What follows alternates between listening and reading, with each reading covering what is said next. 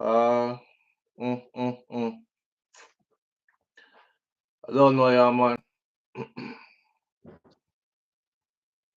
If I don't get no sound now, that is it. That is it. I forgot figure it out.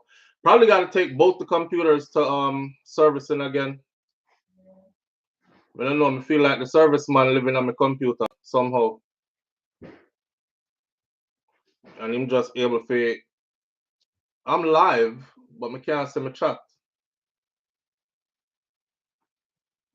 The hell? Come on.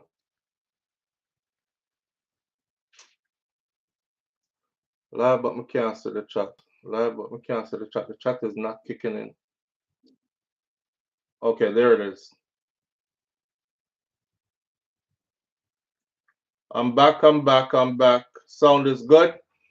Can you hear me? Baby, they're right next to me. You can't tell if it sound good. You probably hear me fry or so. I want to see it on the screen. I need a couple of people to tell me that the sound good. Yes, yes, yes, yes, yes. Yes, yes, yes. All right. Loud and clear. Morning thoughts, morning thoughts, morning thoughts. I'm kind of OCD, so if I don't do stuff the right way, then we're going to get frigged, right? And I'm going to be all over the place, even though I'm all over the place anyways, because that's just me. Shout out to the people going out to work this morning.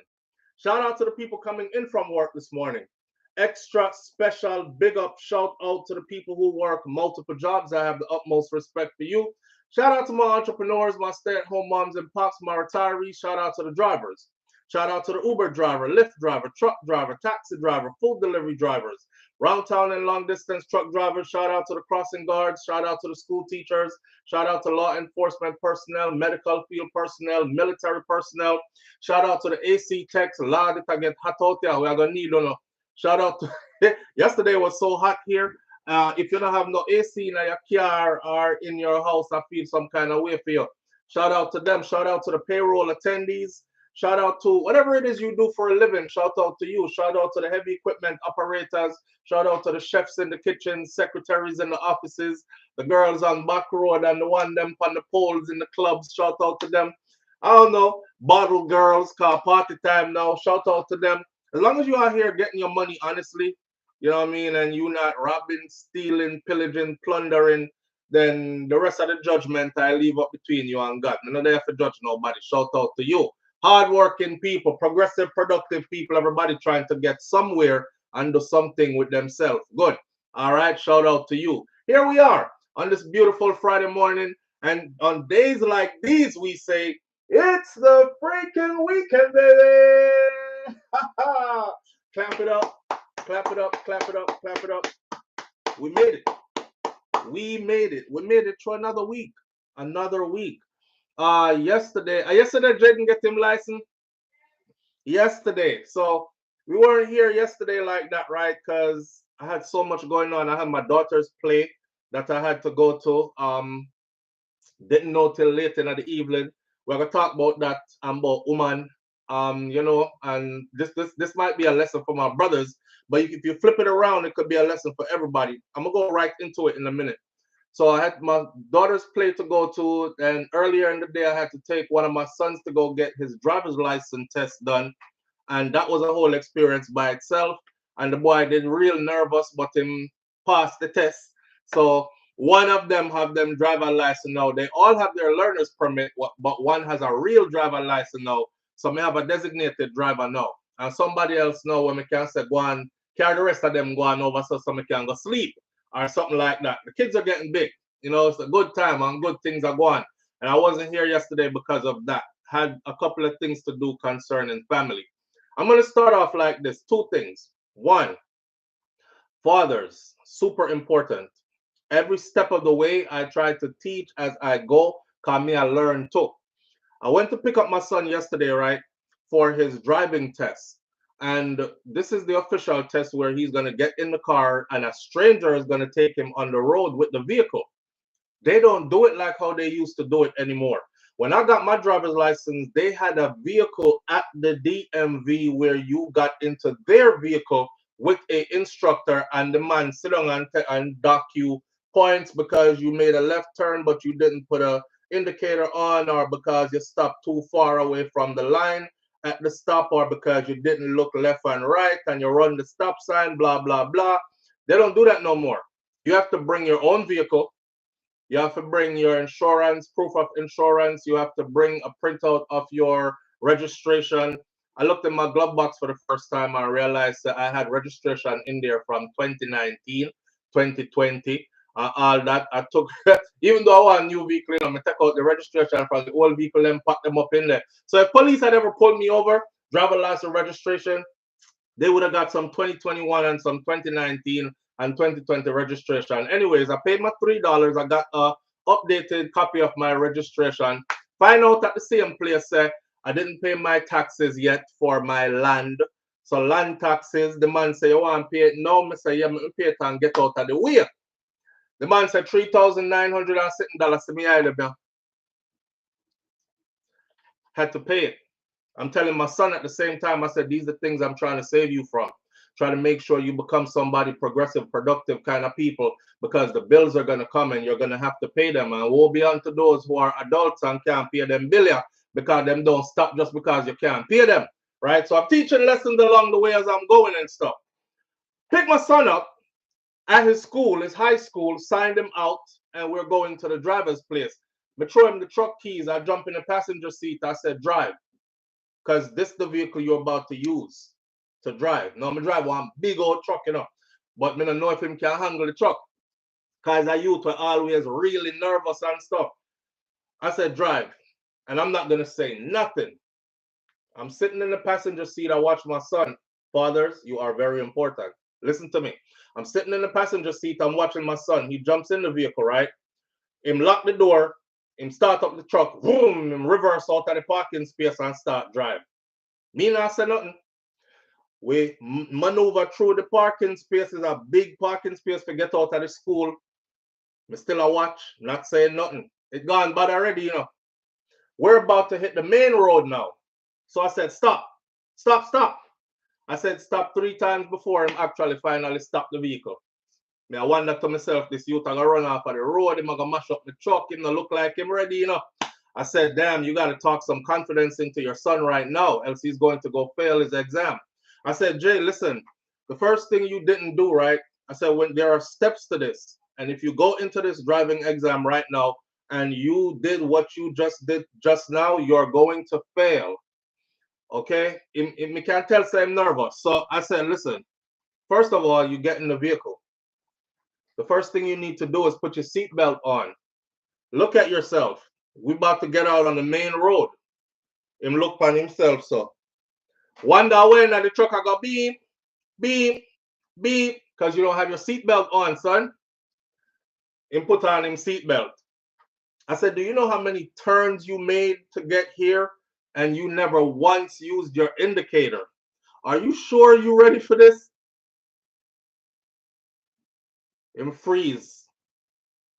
I said, don't freeze now. Don't freeze now. Listen, I give him a pep talk, you know. I said, this is the stuff that separates great people from people who are really good. You're an athlete. Let me give you an example. Many athletes are super good in practice. But when it comes to a big game and the stadium is full and a lot of people around you, they can't quiet the nerves to perform as good as they do in practice. You right now, you need to quiet those nerves. You are so nervous, you're doing everything wrong. Me tell the youth, say, this is the lever that does the indicator, goes left or right. The way how the man grab it quick and roll it like that, he turn on all the windshield wiper start go clack, clack, clack, clack, clack, clack. And then he's like, I don't know how to turn it off. I don't know how to turn it off. I said, calm down. Look at the lever. You turn the bezel on it to control the windshield wiper. You move the whole lever up and down to go left or right. Relax. You know what I mean? And then him drive. And him drive. Him still do the same thing while he's driving. He pulled off and driving down the road. 40 miles per hour is the speed limit. My son, I drive about 5 miles per hour. I say, if you drive like this, they definitely gonna fail you. But don't go over the speed limit. So I'm drive. He went there.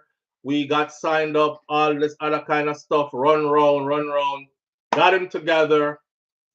When I went to go in the vehicle with them, they said, Dad, we will see you when we get back because you can't come with us. So it's just going to be me and him, the instructor and him. I said, all right. No, me nervous because I said that you are going to mash up my truck. Because anyhow, him press gas and them can't catch him. And him gone over gully with the truck. Anyhow, but I didn't say none of that to him, you know. I just told him it's time for you to quiet your nerves, do what you came here to do. You didn't come here to be nervous and walk away without a driver's license. You came here to get your driver's license. So quiet your nerves, get it done. All right. When we see him come back, see him face, yeah. From the same face, right? I'm like, he got it. He got it. So I asked him, I said, what happened? I see, he was like, I got it, Dad. I got it. I'm like, yes, inside of myself, you know, I'm like, yes, and get it. So finally, JJ can drive now.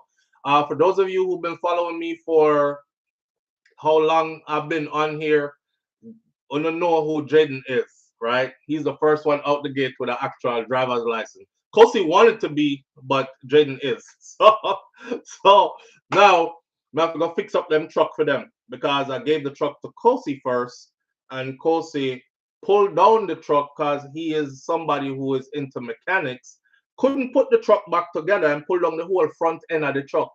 Couldn't put the truck back together. So now I got to go find a mechanic or to put the whole front end of this truck back together. Nothing ever wrong with the truck, you know. Do you just want to see if him can fix up some things and put in some custom parts and all this and pull down the whole front end?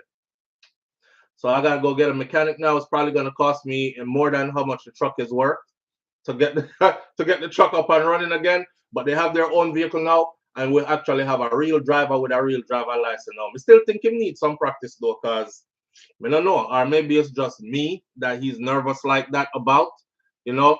So what I'm trying to say is speak power into your children, you know what I mean? And it's amazing when a father does it, especially to his sons. When a father, because I saw his confidence grow just in that moment. I was talking to him in the car. He really looked defeated, like I know I'm going in here to fail. I know I'm not gonna do good, but I'll go through it anyways. And I'm like, nah, that's not what you came here for. You came here to get a driver's license, right? Quiet those nerves. And then when we reach inside of the DMV, I looked at him and I said to him, I fold my hand like this and stand up right in front of him, right? Because he's tall. He's almost my height. Like I'm probably only 2 inches taller than him. I'm tall. So I'm stand up right there. So I got in his face. I said, you nervous still? He said, yeah, I am. I said, what you nervous about? He said, I don't know. I said, listen, nobody, nobody is bigger than you. Nobody is above you. Nobody is better than you. Nobody should make you feel intimidated or nervous. So if that's the case, like you feel like somebody has so much authority here or power or anything, nobody here could do anything to you. Look at it like that and treat everybody like that. When you get in the car with this strange guy, nobody, don't make nobody make you feel nervous. Go get this driver's license. Boy, come back with him driver's license. You know what I mean? You have to talk that power into them. You have to talk that power into them. Super important, man, especially from a dad. Another one, no. Had a long day yesterday. My daughter had a play, right? My daughter had a play going on. The play was spectacular. I laughed so hard and I enjoyed the play. Well put together. You know what? Them go good school in a good communities and these kind of things. If a lot of people see where they go to school at and stuff, you'll be like, damn, these are schools we see like in the movies and stuff, right? So them in a lot of things. Anyhow, my daughter have our play and she forgot to tell me, like, tell me again, tell me again. She mentioned it in passing like a week ago. She forgot to tell me again. So yesterday I'm getting ready to go lay down. I'm tired. I'm falling asleep. She called. She's like, Daddy, you coming to my play? I said, what play, Nika? And when is it? She said it's today. It's at 6 o'clock. This is after 4, almost 5 o'clock, you know. And she had tell me, say, play start 6 o'clock. So I'm like, why you didn't remind me? Why didn't you tell me? Man, I can't make it. I can't go. You see, woman, I heard a woman say something this morning, which I thought I have to bring this to the chat. Wifey said yesterday, me tell her, I said, Nika just called and asked me if I'm going to her play. I'm not going. It's too late. And Shakira was like, babe, you better go. I was like, you know what? I put in something in my eye them to get out the red and spruce up myself, wash my face and wake up and drink one little sugary drinks and go on same way. Cause it's gonna mean so much to her.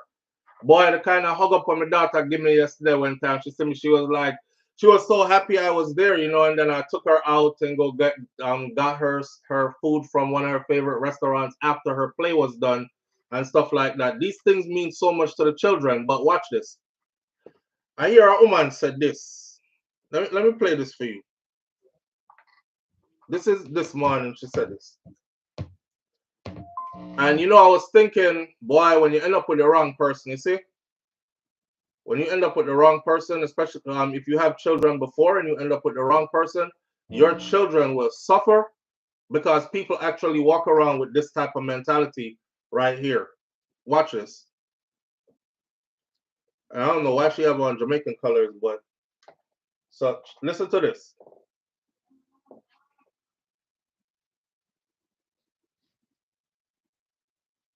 It's gonna hurt someone's feelings, but what's a green flag that low-key gives you the ache?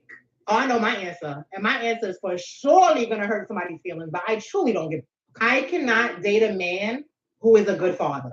There's always a back to school night, a parent teacher conference, a birthday party, a play date, a recital, a game. There's always something that he has to be at. Some of y'all missed that, right? Let me go back again. Because business has slowed down. Hold on. See? Watch the story I walked you into. I said yesterday, I'm too tired. I'm not going, and honestly, I'm sitting there in the backyard. Milani and Kai, because the pool is warm. Milani and Kai jumped in the pool. So if Shakira wanted to be selfish, she could be like, well, my kids I have with him, they're good. They're here enjoying themselves in the pool. I'm sitting right here watching my babies stuff. No, I'm gonna go out there and I was gonna go sit poolside with them for a minute and then go lay down. She said, you better go. You better go to Milani's to Nika's play. I'm gonna say, all right, boom, now go. Right? People out here. It's gonna hurt someone's feelings, but what's a green flag that low-key gives you the ache? Oh, I know my answer. And my answer is for surely gonna hurt somebody's feelings, but I truly don't give. I cannot date a man who is a good father. There's always a back to school night, a parent teacher conference, a birthday party, a play date, a recital, a game. There's always something that he has to be at.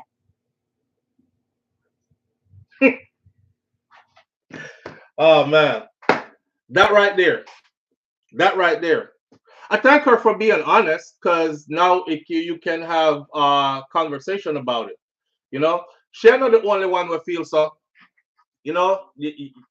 Karen noticed, what? She's not normal, but a lot of people ain't normal.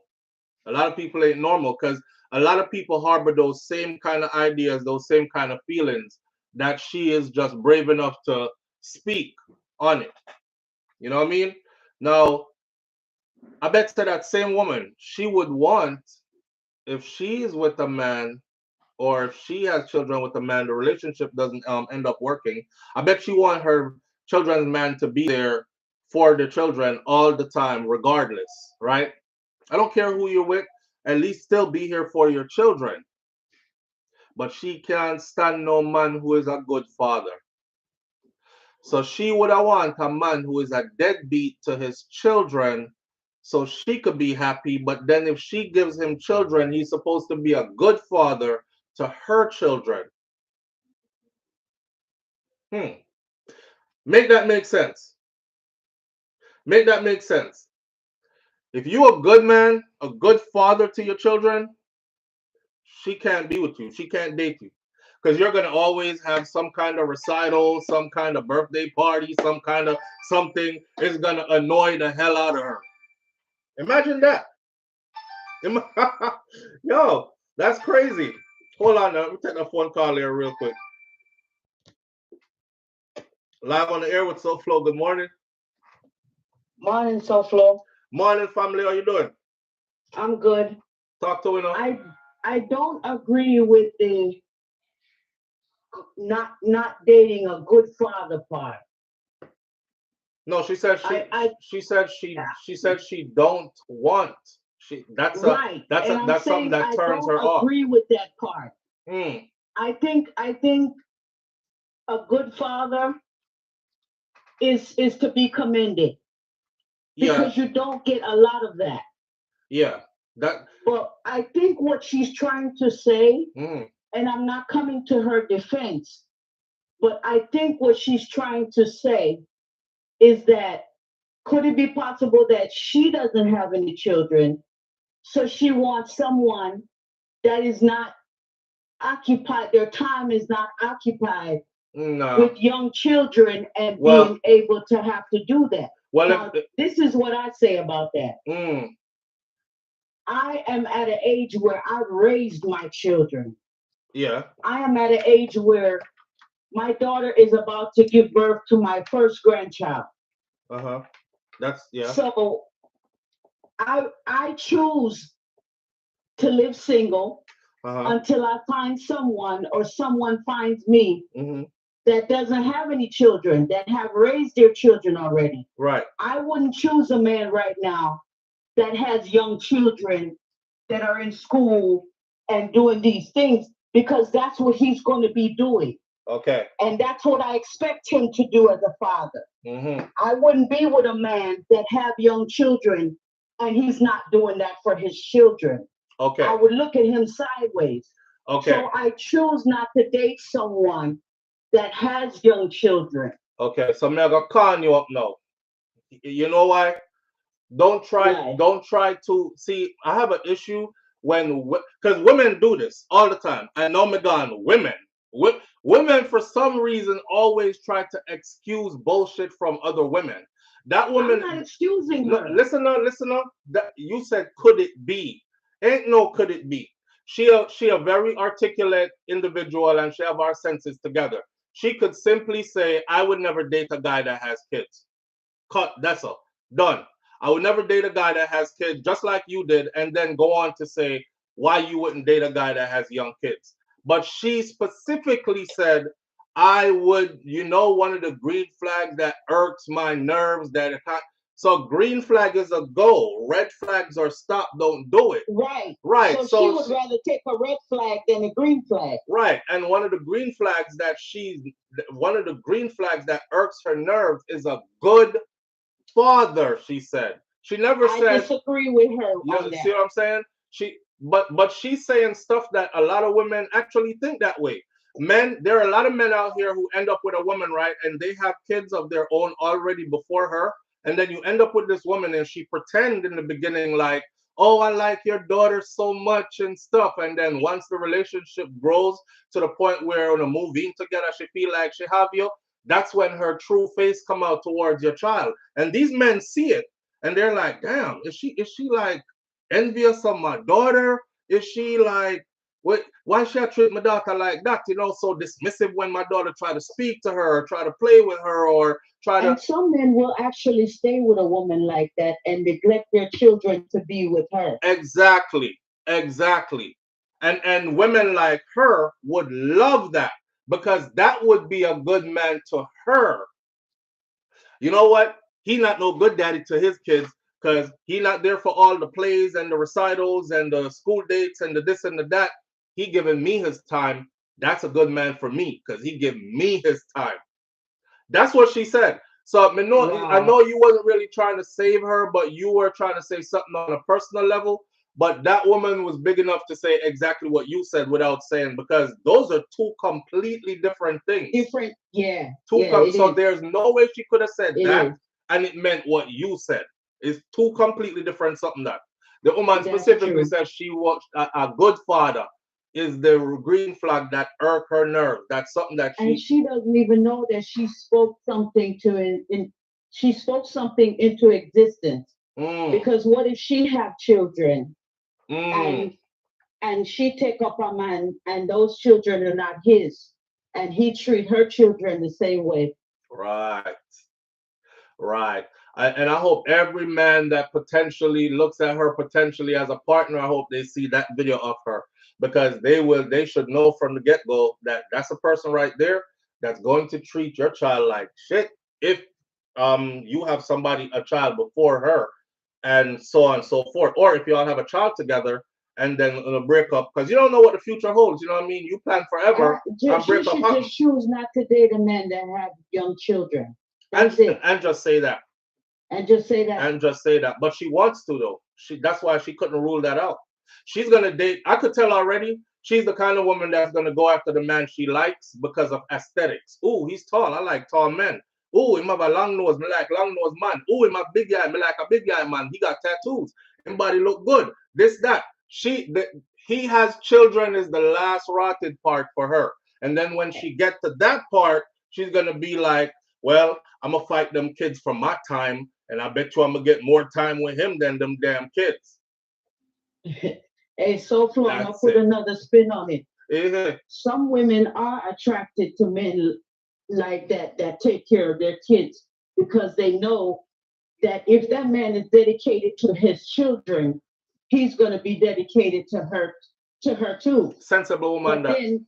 But then she doesn't really want the children. She just want the man. Take care of his children. Right. And she just want the man. Oh, okay, that part. That's the twist I'm putting on that part.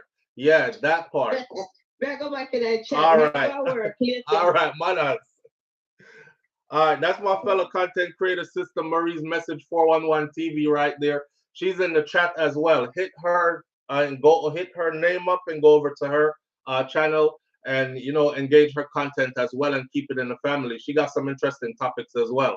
Devil's Advocate here, LOL. I don't even want to carry mine to plays and games, LOL. Wait there. I don't even want to carry mine to plays and games. The phone line opening up. I don't understand the one there. So she wants a deadbeat dad, Karen says. Can't comment, me just come. She wants a guy who is a deadbeat dad to his children that he has without her. But I bet you if she got kids with him, she want an attentive, caring, loving, protective provider who makes all the time in the world for the children that she will give to him. And that's wickedness. But you know what? Let's go deeper with this conversation, because this is something that's typical in the Black community. And I'm talking about amongst Caribbean women, amongst Black American women, amongst everywhere I've seen our women. This is something that is typical with them. Our brother said, our woman, them are the only kind of woman them will fight over deadbeat man. Knowing, no, John, you're in this again. John is a deadbeat. John have Susie and Tracy fighting over him. Tracy is his baby mother. Susie said John don't take care of them 3 picnic them have with Tracy, but Susie will fight still for the man there, and she will fight the woman for that man. Boca Reporter road fighter enough for the man there, because she want that man there, she want John. And somewhere in her mind, she thinks she just don't know what she do with him. If me get him gonna be a good father to my picnic them. And then we have a cycle. And then we have a cycle of one deadbeat ninja in the community that have 3, 4, 5 baby mother. Everybody is complaining about how him don't take care of him, picnic them and all that. It's a common thing. It is a common thing. It must be it's a common thing. Them fight over deadbeat all the time. So there's a thing with our women, some of them who really feel like he deadbeat for her, but he won't be deadbeat for me. The truth is, a deadbeat is a deadbeat. Whether for you, for her, for she, for the old lady, a deadbeat is just a deadbeat. Period. He gonna be a deadbeat for her. He gonna be a deadbeat for you too, right? And it's crazy that a woman would think that after observing what another woman is going through. There's women out here who watch man beat them woman, hold her and drape her and box her and them laugh. And them go take the same man. Go take, talk to me now. You know, go on like me I talk in parables. I'm not talking in parables, me I talk facts. Right? We are talk facts. Drape her and clot her some box and the girl them laugh. Oh, he can box her up. But for some reason that make him look sexy to them go take the same man. But somewhere in her mind, you know, that will never happen to her. I don't know. She must think she got quinted pan him different. It won't hurt me or something. And then further down the line, she start take back stuff. And it's a damn, you know, some didn't know from morning and people did want me. I did see it myself too, you know. I don't know why making this boy a chance, you know. I watch him beat me up now. All the time. All the time. That's why our community is filled with so many of these that are living right now in this scenario that I just spoke of. Right now. Right now, you have two women, especially in them cities where the blocks run next to each other. You have one on the block over and one on the next block over here. So, and them a fight all the time over the one deadbeat who have about 3 different women on 3 different aligned blocks. And they know about him. And they been know about him. I just can't comment. I don't know the story. Boy, Mr. Bram, you say you don't know the story too long. The story all over the place. XOXO Friday morning to you. Happy Mother's Day when it arrives. I just can't comment. I don't know the story. Karen Notice says my stepdaughter is 30 plus now. And she still talked to me because I was a good mom to her and I always encouraged her dad to go to everything with the daughter, his daughter did from kindergarten through college, and I was always, so you were one of them that was always attentive and caring and loving. See, people don't understand this either, right? You know, them kids, I always tell people this too, them picking them now gonna be little forever, you know. Kind of remind me of when I got 2 puppies, right? When I got my 2 puppies, they were tiny. Walk with that story here. My 2 puppies were so tiny, they used to like go hide in the house, and then when I run under one bed or one piece of furniture, we couldn't find them.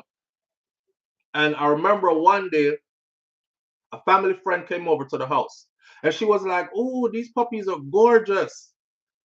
But this breed, you know, you have small kids." She said exactly these words. "This breed of dog you got, these puppies, you have small kids. These dogs grow faster than your kids. So in about a year or 2 from now, those dogs are going to be way bigger than your kids." And I thought, nah, I kid you not. I had 2 dogs. One was 120 pounds and one was 110 pounds. In no time, the dog then went from teeny tiny, hide under the bed, to big like that. And then it became an issue because my small kids, I was scared that these dogs were around the small kids, right?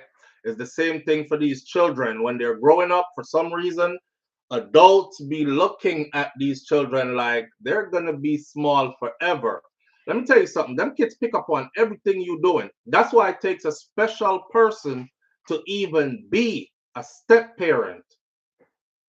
It takes a special person to even be a step parent. It's a different level of responsibility that comes with that. Them kids are marking every single thing that you do. The stuff that their mom and their dad could get away with, you will never get away with it. You see that one time you cut your eye when the picnic did talk to you? That child remembers, she ain't my mama. Every time I used to try to talk to her, she used to cut her eye and shit. You know, every time I asked her something, she used to act like she didn't want to answer me, like she didn't want me around. They're taking mental note. Here's what's going to happen though. They're taking mental note until they're old enough, and out of nowhere, they're going to match you in size, strength, body weight, height, everything. And when they do, they about to confront you with this. Hey, bitch. And you're about to be like, who you talking to like that? Why are you using profanity towards me? And that's when y'all gonna get the real. Yeah, I don't even know why my daddy with you. You know what? Matter of fact, all the years I've seen you with blah, blah, blah, same thing. Or I don't even know why my mama with you, because you always look upon me like you want to fuck me. Mom, I've been trying to tell you this for the love your nasty ass husband. Yo, the children are growing, okay? They're not going to be little forever. So it takes a special kind of person to be stepping at any role with somebody who has a child and say, boom. That's one of the reasons why I told y'all before, and it's not no hypocritical thing. I would never be with a woman who have children outside of me. She have to have my picnic them and my picnic them only. Me no want no woman who have picnic, where she have grow. And I gotta be there and me I play a daddy role. That's an unforgiving role. That's an unforgiving role, and it's also a role where you won't even end up getting half the rewards out of what's about to come out of it if you pour your all into it. Because when you turn them picnic into superstars and successful this and good that, here come them deadbeat daddy. And guess what? The picnic them always wanted their dad. It's just they're physiologically wired to always want your parents. You know, see how many times picnic get adopted by good families and they go off to be successful and all that. And then part of their life turns into, I'm trying to locate my dad, or I'm trying to locate my biological mom, right? Because no matter what, how good others are, they still want them. Next thing, them and them daddy turn bench and bottom after you, stepfather, don't take the role already. Enough time you did get cussed out, couldn't do nothing. Enough time you did have to broke your back, work 2 jobs, pay bills, all that, serve and protect like your police officer, all these other things, and you don't get no reward out of that rocket. Them carry whole like go get the same deadbeat daddy. And the whole of the respect go get the same. You know, my dad wasn't there for me for most of my life. You know, shout out to my stepdad. That's all you get. One shout out to my stepdad. But big up to my dad because he stepped in late, but I have him in my life now. We don't want nobody with no picnic. You understand? You have to have with them. And that's it. Yeah. So it's an unforgiving role. Same thing for stepmother. It's an unforgiving role. Unforgiving role. To be a stepmother. Your damn daughter is going to be, especially if you're a man and you have a daughter, your daughter is sizing your woman up from every angle. She like, he must spend more upon she than him spend upon me, and I'm his biological daughter, and I was here before her. And yo, it's an unforgiving role to be a step parent. And if you don't have the intelligence or the maturity level to handle that role there, that's the role you leave alone. That's the role you leave alone. So when people say, I can't be with nobody who got kids, I totally understand. Every time me say it, them cuss me out and talk about me a hypocrite. But I totally understand when people say it, because that's exactly why I wouldn't do it. Sharon Dickinson says, my stepdaughter at 38 years old on the 28th of this month still call me mom, and her dad, which is my ex-husband, and I are not together. However, we are friends, and my 2 children are from that marriage. Yeah. Because you did due diligence. You did due diligence. Them old enough to tell you about yourself now, you know. And a lot of people think that day will never come, but that day comes faster than you could ever think of. Always remember this: we are older much longer than we were younger. Your younger time is a fleeting time in life. Can't get it back. Goes by so fast, and all of a sudden, everybody is adult.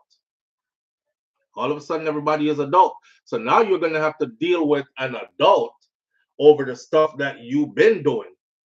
Mrs. Step Parents get cussed out already. Yes, bitch. I remember one time you used to share my food. I used to make sure say your 2 picnic them always get more than when me used to get to eat. You think I didn't see all that? You think I didn't see when you used to X, Y? Yo, I can't stand her. Me 8, 9, 10, 11 her.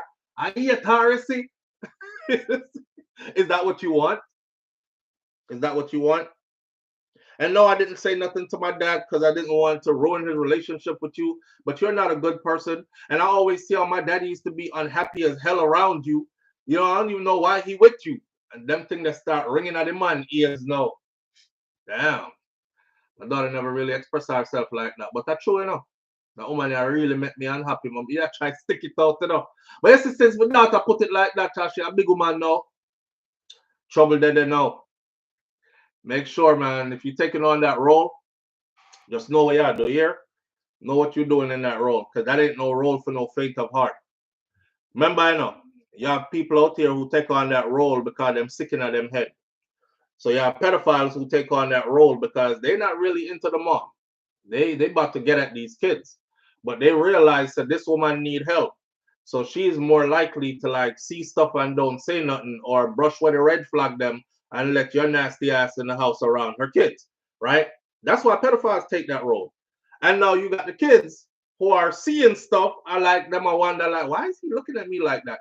Or the little brother is like, why is he always looking at my sister like that? Why? You think the kids don't see? The kids them see everything. Them see everything. Everything. But yeah, y'all go pay one day. Anyway.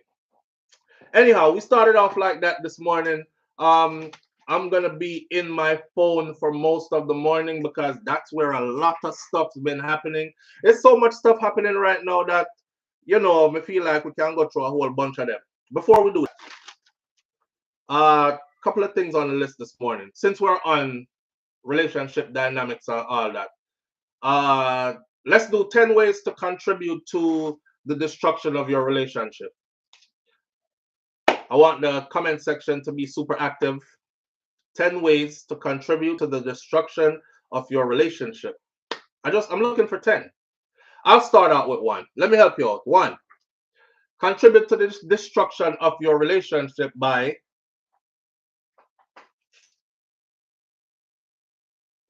being somebody your partner can't talk to. That's 1. Wanna give me some more? Crystal G said, my stepmama put lock and key on the fridge and her kids had access to the key. You see that? You see that? That's crazy. You see that? But these are real things. So I know what I talk about when I talk. Look at Crystal G's comment. Crystal G said, may I get to yours, Mr. Bram Bram? I thank you for that. You the first one out the gate. My stepmother used to put lock and key on the fridge and her kids had access to the keys. Yeah, some wicked rasta parents out there. And I bet you your daddy probably didn't even say nothing. All right. Twixie28 says, the question is, give me 10 ways to contribute to the destruction of your relationship. Twixie, first one out, says lack of communication. Which is pretty much what I said. Being somebody that your partner cannot talk to about anything. Yeah, y'all mash on your own thing. It'll end soon. Keeping secrets. Mr. Brom Brom, that's a big one. Keeping secrets. Yo, if you're in a relationship and you're keeping secrets, you might as well just give up your relationship because eventually your little secret, whatever the secret is going to come out. Not true. And then you're going to have to deal with it other ways. Some people have big secrets. Some people have little tiny secrets. But secrets are secrets. And it depends on how your partner view that secret. Insulting. Oh, I got a bunch of them. Hold on. Keep up the good work, SouFLo. I learned so much from your platform. Big up yourself. Crystal G says, OMG, that's the worst one I've heard. Selfishness. Always thinking about yourself. If you're that type of person, you shouldn't be in a relationship. Period. You should be single still. Because that's what single life allows you to do, right? Single life allows you to be selfish because you don't have anybody else to think about except for yourself. You go as you come, please, come as you please, wear what you want, do and say as you please. That's single life. And that might be more fitting for you if you're a selfish kind of person. Lack of communication, keeping secrets, selfishness, insulting your partner, especially in public. Oh man, that is huge. If you're doing that, you might as well just pack it up. Yeah, if you want to do that, just pack it up. It's done. Nobody likes to be insulted, whether in private or public. But if you're willing to insult your partner in public, yeah. I hate to see it too, Mel. And it happens. It happens way more than we care. I hate to see it too, but it's real. Nans, that's a big one. Consistency, lack of communication, and involving third parties in relationship matters. That's deep, especially inconsistency and involving third parties. That. You know, some people argue and then next everything them go tell somebody outside, like them can't fix nothing in a them relationship with them. Them just go tell somebody outside. Yeah. Tony Mango, big up yourself. Thank you for being here. Tony Mango says disrespect. Period. Karen, I give you the whole list. Lying, cheating, selfish, lying. Lying is a big one. Because if you lie, you can't be trusted. And if you can't be trusted, then there's no relationship. You know, we say that and we think it's cliche, right? But it's true. If you cannot be trusted, there's no relationship. I'll put it to you this way. I'll do a reverse on it. If you are the type of person that is doing everything to prove to your partner that you are trustworthy and you can be trusted, and your partner for some reason is still not trusting you, there's going to come a time when you might have to leave that relationship alone. And I'm going to put it like this for you. People who don't trust you will never be faithful to you. Let that play in your head again. Let that play in your head again. If someone doesn't trust you, they will never be faithful to you. You know, for somebody who did out there before, who did the cheating thing before, that was one of the things that always drove it for me. It was like, well, she don't trust me anyway, so I'm sure she don't trust me because she out there do fair thing. So may I go ahead and do my thing, right? Hi, Munchie. You ready, mommy? Mm-hmm. All right. Say hi, everybody. Hi. Yeah, oh yeah, Muggle. So, oh, you're on two cameras. Okay, so that's the camera where I'm reading the comments, and this the camera where they're seeing us right here. Right? Mm-hmm. Right. Oh, my baby can swim. Not true, mommy? I'm 4 years old. Yes, you are 4 years old. You're a beautiful 4 years old, full of attitude, and she could swim. I was worried about her because she learned to swim last year, and then over the winter period, you know, the pool get cold, so she wasn't in the pool. And then when she got back in the pool when it started to get warm, she was like sticking to the shallow end of the pool and didn't want to do her swimming stuff. So I was like, man, she looked like she forgot how to swim. Well, yesterday she was right back at it. Right, mommy? But I don't know how to swim. She can't. I'm talking about she could swim like she bottomed the 7-foot part of the pool. She bottomed that part of the pool. Dive deep on everything, come back up, hang out in the deep end, all that. Cause super swim. And she's 4. And when I got my goggles on, I can lay back. And when you got your goggles on, you can lay back. Yeah, and if there's water coming in my, but there's no water coming in my eyes. But there's no water coming in your eyes? Yeah. All right. So this is outfit check with Milani. And we're going to show off the little outfit for today. And then we're going to get Milani on her way to school and get back to our conversation, big people thing. Right? All right. Why are you covering your face? Come here. You got to show off your outfit. Let me see your skirt.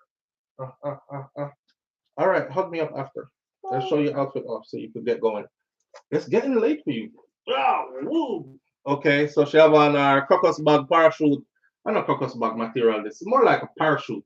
This is a parachute. Yeah, parachute skirt. So you're working with a parachute skirt with a drawstring in the front of the parachute skirt. 2 big pockets on the side. I like this, mommy. Yeah. You like it? Yeah. obviously. And then sleeveless is today.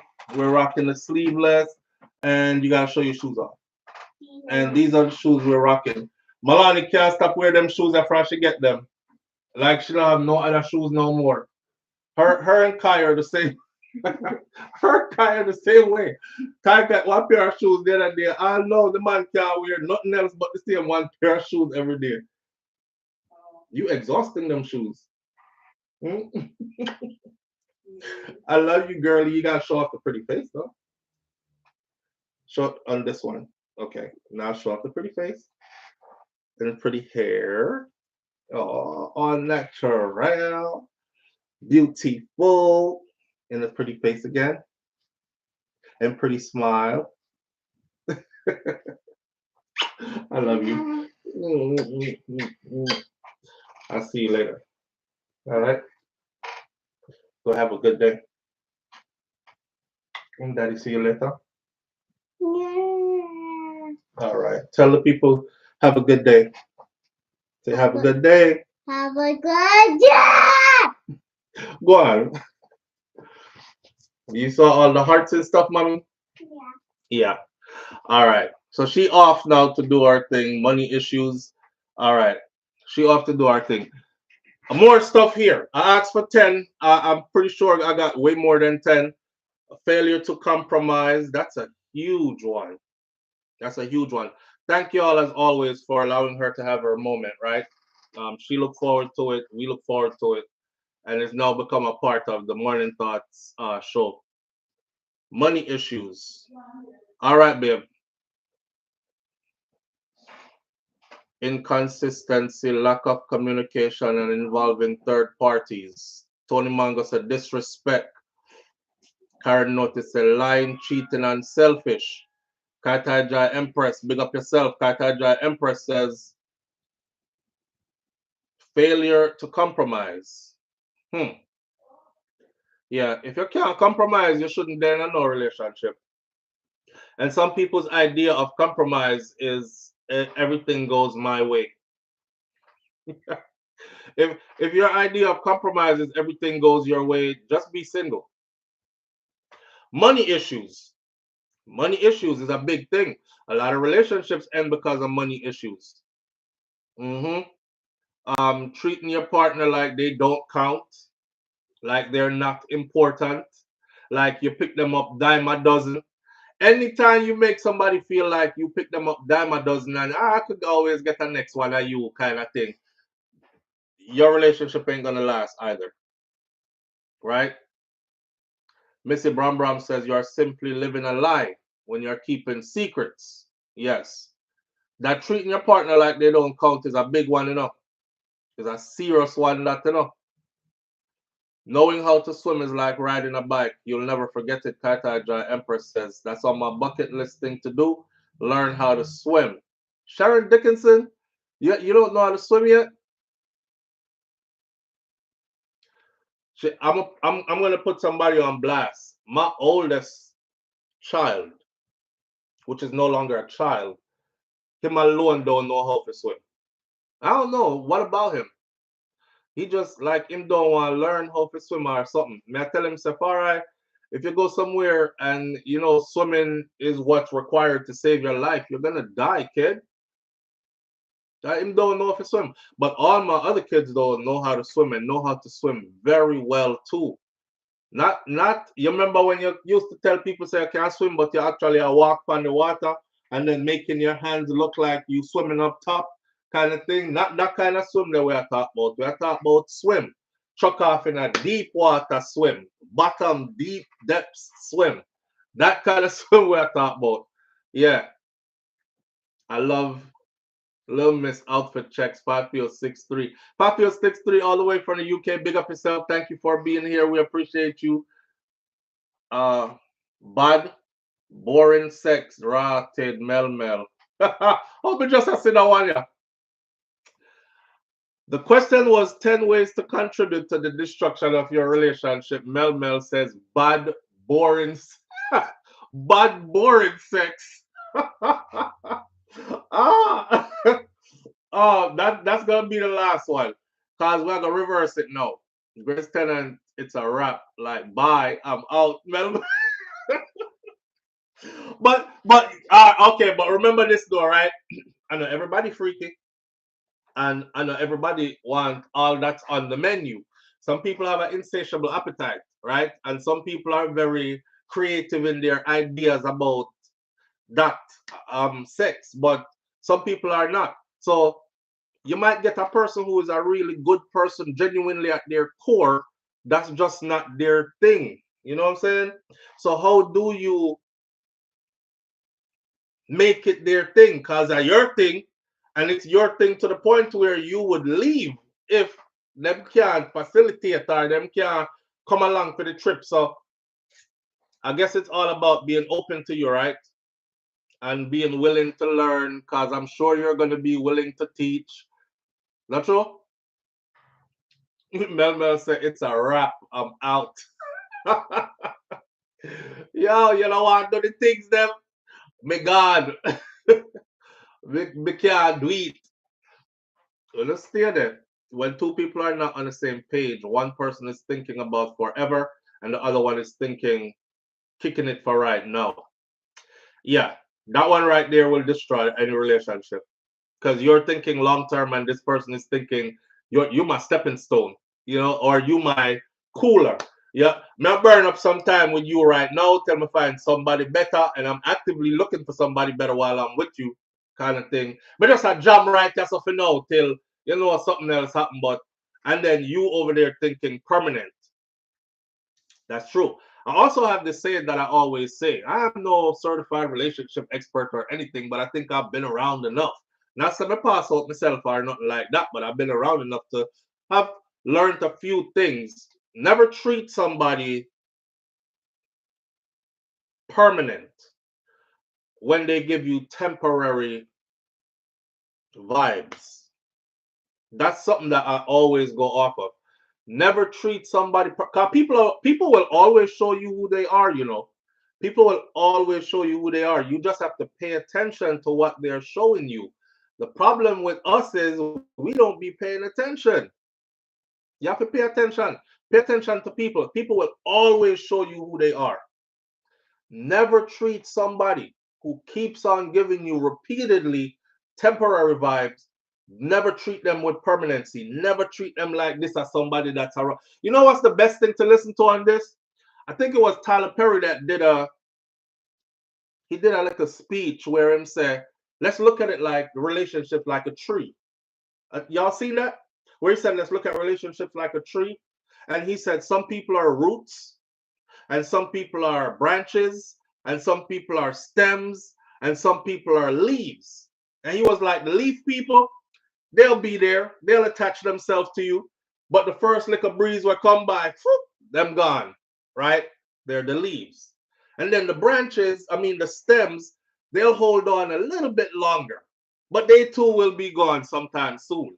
And then you have the branches. The branches break over time, and branches break a strong enough wind. It might take a hurricane or something, but the branches will go too, right? But the root people are the people who are there through thick and thin for whatever ups or downs or whatever. So those are the people you treat with permanency. So you have to look on life and look on people, whether it's a platonic relationship or you're in a romantic something or something. You have to look on relationships like that. Who's my leaf people? Who's my stems? Who are my branches people? Who are my root people? And the root people, them, yes, Grace Tennant. The root people are the strongest people in your life. Them are the people you treat with permanency. The strongest people in your life, the root people. Those root people don't just end up being root people like randomly out the blue. Usually, root people have proven over and over that they are the root people in your life. You know what I mean? And them people there, them get the permanent treatment. That's the best way I could put it. It grows different stages. Never part-time people full-time attention. Oh, you said never give part-time people full-time attention. I tried to take lessons, but too scared of the water, says Dorothy T. No, Dorothy T, man. You have to go learn how to swim, man. For real, that's a true example of love, says Reggae Girl. Facts. Kata said, but I made sure that my kids learned how to swim.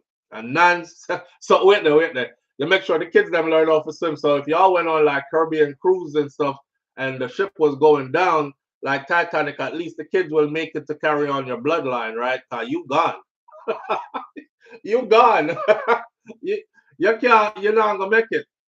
Nan says everyone is not built for root people and they don't know how to embrace roots.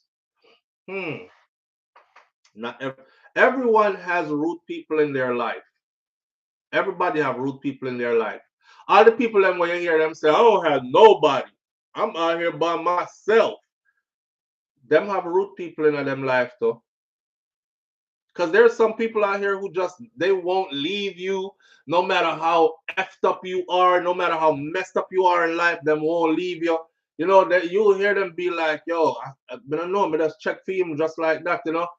I known him my whole life. Sometimes I have to love him from a distance. Sometimes I go close. But them they are your root people. Some people just don't know how to even recognize who are their root people. That's the thing. And they end up treating root people like how you're supposed to treat temporary people. And then treat temporary people like how they're supposed to treat root people. That's the part. Another thing, they say Bob Marley said this, but I don't know if Bob really said it. The part where he said, you know, people started, like them start love material instead of loving people or something like that. Yeah, you give, when you give a whole bunch of love and attention and affection to people who have shown you over and over, like, yo, I'm just passing through. I don't really check for you like that. I really don't check for you like that. Every problem you have, you ever have one of them people here? Every problem you have, right? Every problem they have, they can call you. I don't know if y'all ever experienced this. Every problem them have, them can call you. And no matter where you do or how busy you are, you have to find some time. Even if you're there at work, here what? Stacey, call me back later. We have 2 more hours on the clock. And then call me back. Boom, them call you back 2 hours. You driving home. You like, me have to put it on speaker. Nobody know in that car. Y'all listen to Stacey problem them the whole way home. Soon as anything go wrong in your life, don't call Stacey. She don't want to hear your problem. She don't want to hear nothing about your problem them. Some people are even upfront about it. Like, Jesus Christ, you want the same problem again. Girl, in a year, me tell us if you left. Me don't want to hear about that, man. You got nobody else to talk to. Hey, they always leave you with nobody else to talk to, but for them, you know, you could talk to them all the time, or they could talk to you all the time. Yeah. Lorette Gucci too, thank you for being here. I appreciate you greatly. We have to remember that some people weren't raised with love, so they don't know how to show it, says Georgette Seeley. Boy, Georgette, that's a deep one, because check it. A wise man said, you will never hurt. You will never know hurt until you love somebody who doesn't know how to love. There ain't no hurt like this that's going to hurt this much until you love somebody that don't know how to love. It has some truth to it. Kataja Emperor says, that's how I feel when it comes to my husband, because no matter how much this bipolar PTSD man spaz out, I'm not going nowhere. He mine and I'm his. Boy, very few people are going to get that. He mine and I'm his. Yeah. Hollering. If you see me walking down the street and I start to cry each time we meet, walk on by. If you see me walking down the street and I start to cry. Good morning, all. Denny Sparks is in the building. Thank you for being here. Jay Robinson is with us as well. Thank you for being here. Lulu Ridges, thank you for being here. All right. Now we can talk of, let's finish that one up because we're going to get into another one after this. So quickly, collectively, let's put out there 10 ways that we can have a loving, long-lasting relationship. And it's okay if you don't have a loving, long-lasting relationship. I'm sure if you are an introspective person, you probably know why you don't have a loving, long-lasting relationship. If you're the kind of person that says no, it's not me, it's them, then you probably will always not have a loving, long-lasting relationship. You know, we love and we lose. That's life. And some things are meant to be forever and some are not. That's life. 10 things, 10 ways to curate, to have a loving, long-lasting relationship. We just went through 10 things to destroy a relationship. Let's put 10 things out there to counter that, to have a loving, long-lasting relationship. I want to see the comment section active. Drop 10 and we move on to the next topic. One is just be honest. Just be honest. Not everybody can handle honesty. You might be so honest you lose your relationship, but then it wasn't meant to be. Respect. Live on the air with SouFLo. Good morning. SouFLo. Yo, my brother, what go on? What go on in that morning? Boy, with that, I know I talk up the things them. Me not like go here talk about the long relationship and the comment section look shaky. Everybody know how to serve one, but they know how to keep one. I saw. Yo, look good. It don't look good. And that's why I just said that still. Everybody pull a advice, see? See, tell you, oh, what not to do with my shit. Yes. Tell how to keep it. Anyhow, man, go back in and check my next one already. All right, bro. That's why I just said it too. I said it's okay if you don't have a long-lasting relationship, because you must have done, you must have known by now, if you're an introspective person, what you did to not have one or not be able to keep one. Boy, all right, so let's go back through this again. Don't take your partner for granted. Absolutely. All right. Trust, honesty, that's one. Don't take your partner for granted. Open communication. My comment section is running. Let me see.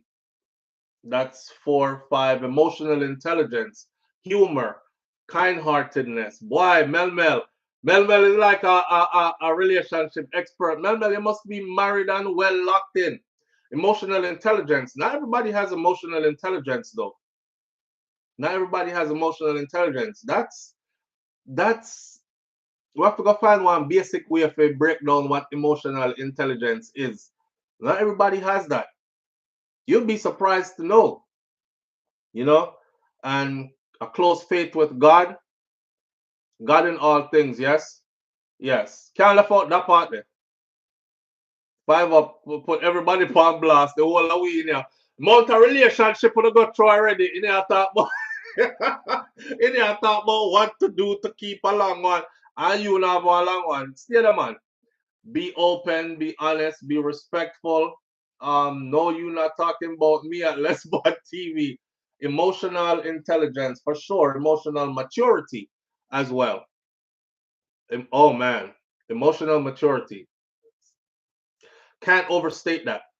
All right. We have 9. We need like 1 more. And then we move on.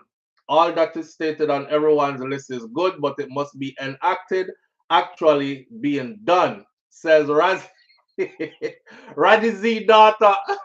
True, right?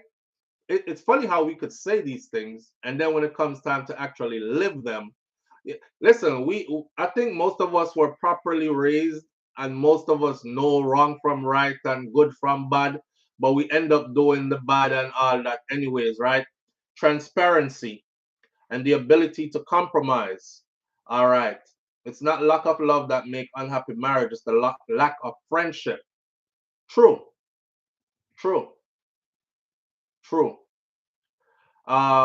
Build trust and honesty, respect each other individuality, keep romance alive, show appreciation and gratitude, prioritize communication, commit to the long run, and practicing forgiveness. The big part, practicing forgiveness. Oh my God.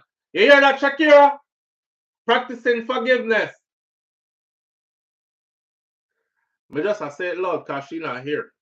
practicing forgiveness. I did everything and it didn't work, says BM. BM, you do everything and it didn't work because you never do everything. Physical attraction. And all right. Now is the fun part for me. Most of you in here are either Jamaican or Jamaican somehow connected, right? And I know I can't add the rest of my Caribbean people in this one. This is just for the Jamaican people. So we're going to teach them about us now this morning. Then we're going to move into some other topic, right? Stop committing sins and I won't have to forgive you, says Kaitaja. Kaitaja Empress, me I left you alone.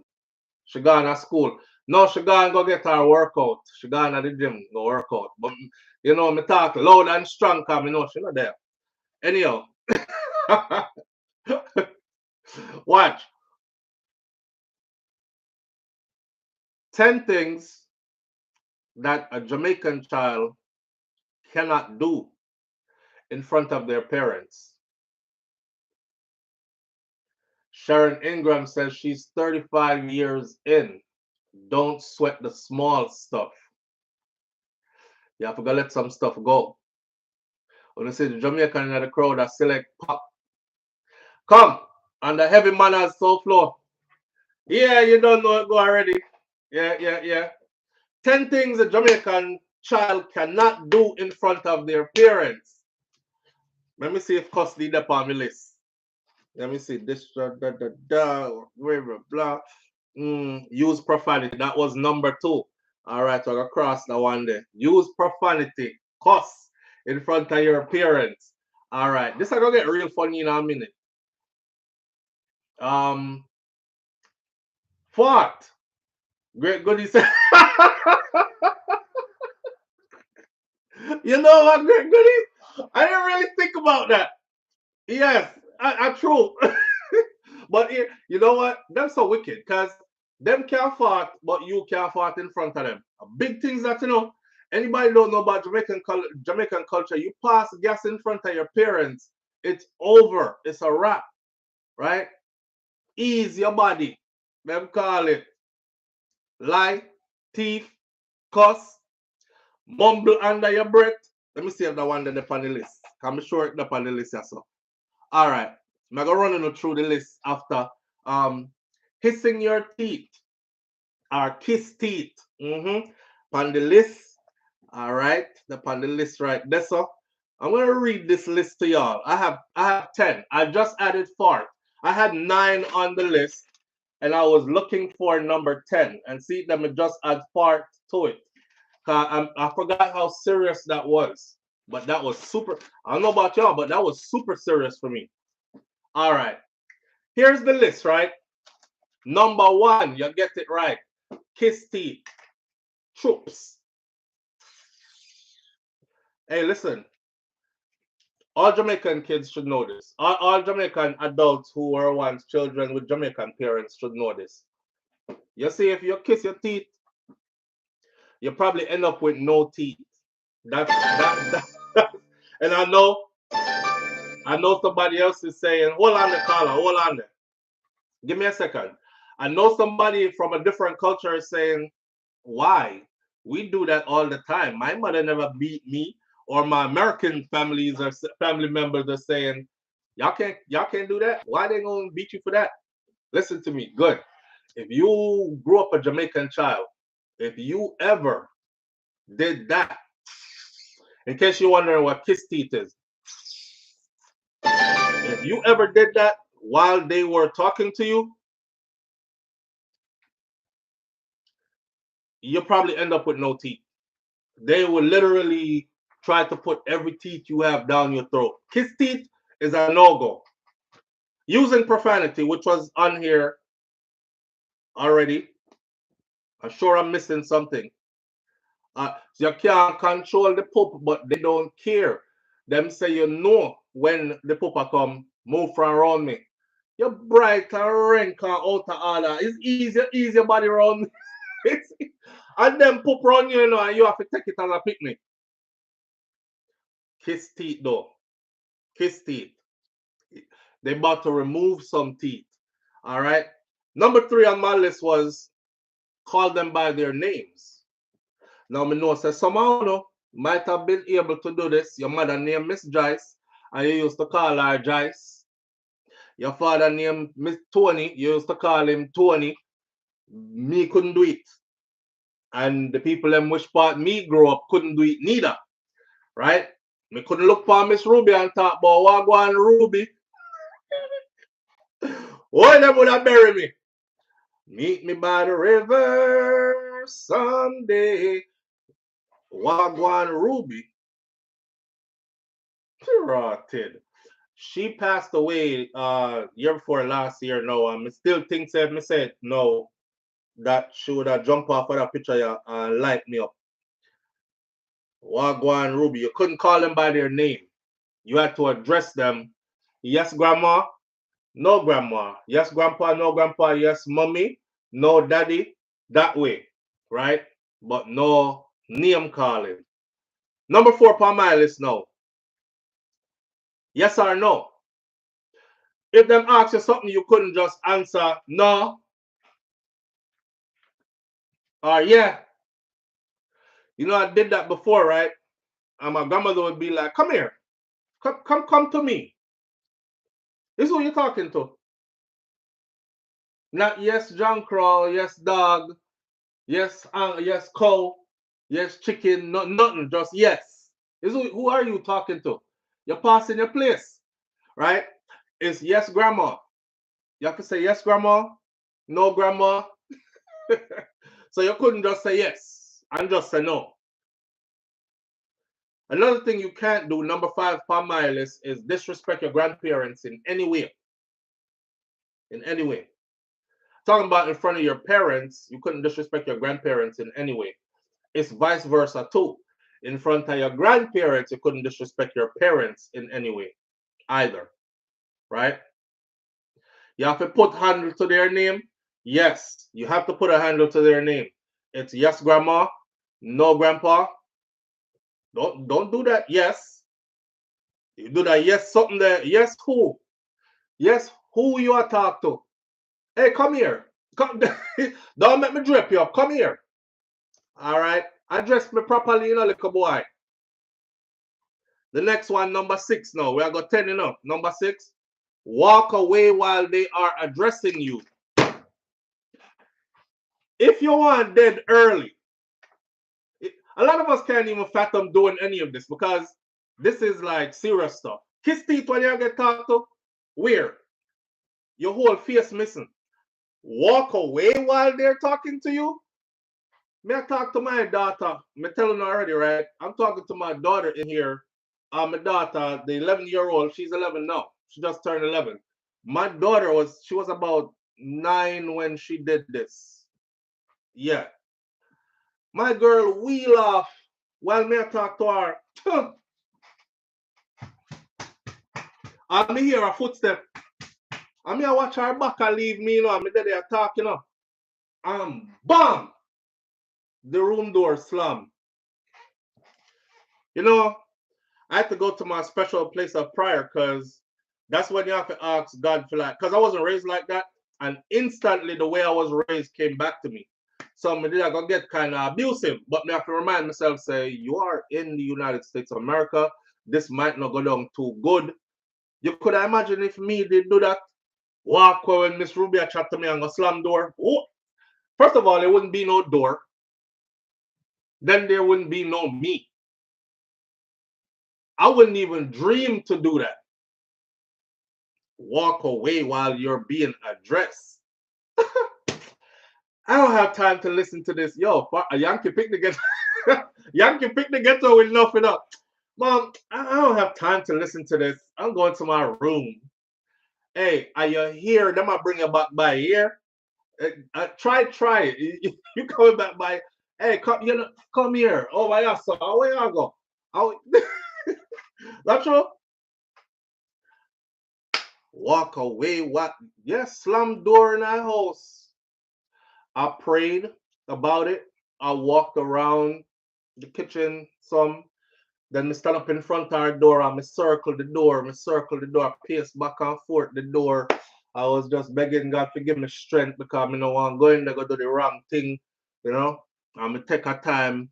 I think Shakira was there, and Shakira was like, I think she said something about just leave it for a minute or something like that, or you know, so me left it, and the steam kind of died down off of my head top a little bit, and then I came back and knocked her door.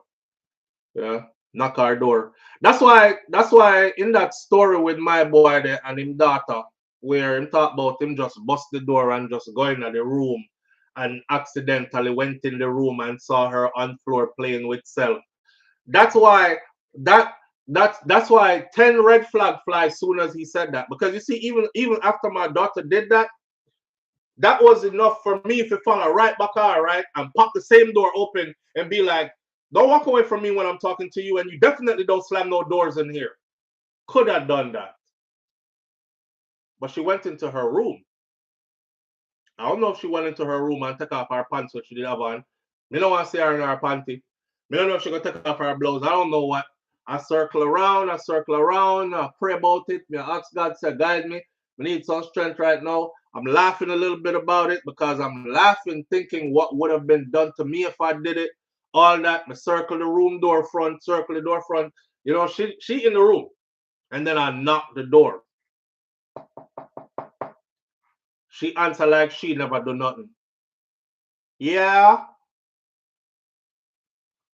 I said, Nika, I'm coming in. I said, can I come in? She says, yeah. Still have her attitude, you know? So when I went in the room now, I said, listen, don't you ever slam the door on me, and don't you ever walk away from me when I'm talking to you, ever, ever, ever again. I almost grabbed you and dragged you back by your hair just now. Not saying I would have done it, but I felt like I was going to do it. That was super disrespectful. Don't you ever do that again. And here's the thing. You're only 9. So can you imagine when you're like 17, 18? You're probably going to want to physically fight me. We got to establish some boundaries here. That's how I spoke to her. She never did it again. She never did it again. But yeah, the run up on us, up in room door, probably picking them. Me not do that. Because me just not do that. But the way I grew up though, you didn't have no privacy. Locked door in which house? Not my grandparents' house. Locked door. They owned all doors in that house. I fit them door. So, but first of all, I wouldn't be walking away. Our family burial plot is right close by the house, and I would have, you know, you feel like say them have a spot pick out for you down there already. That's how serious that is.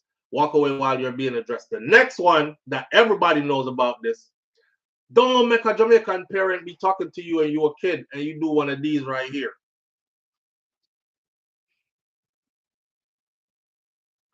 This, watch my face.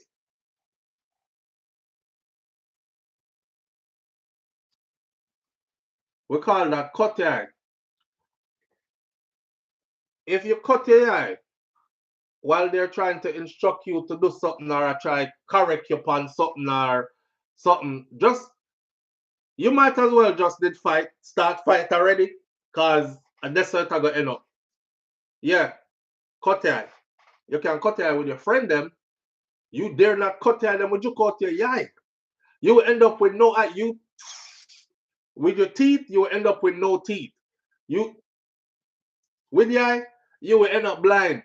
Like them two is dead serious, and worse when you combine them.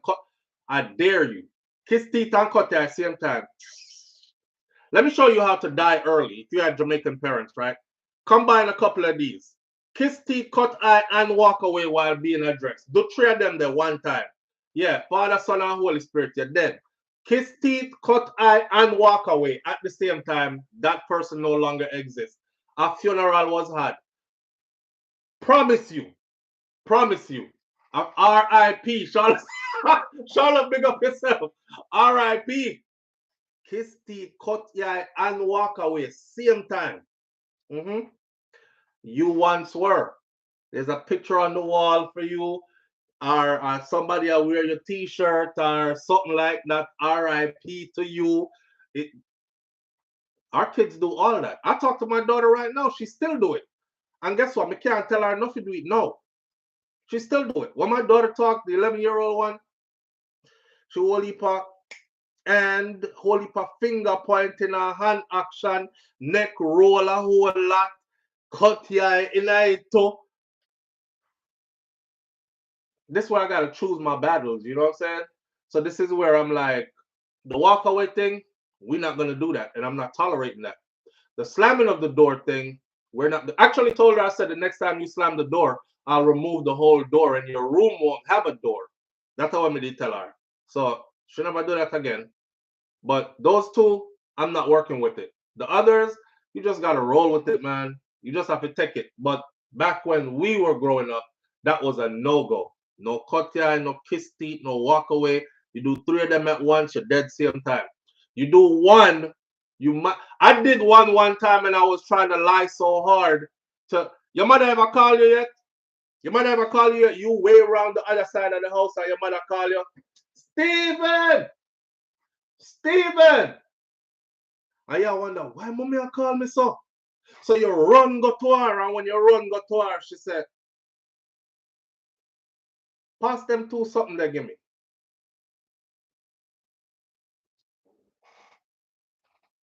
They right next to her. Pass them 2 something they give me.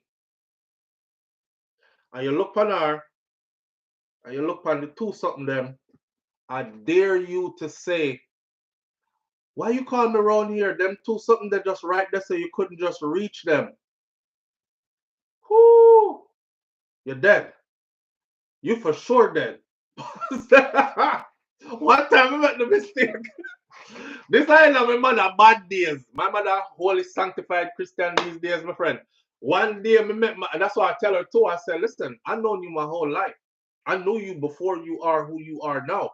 Cause now she's all, you know, just leave it to the Lord, and I don't let anything bother me. I'm too old. I don't want to be stressed out.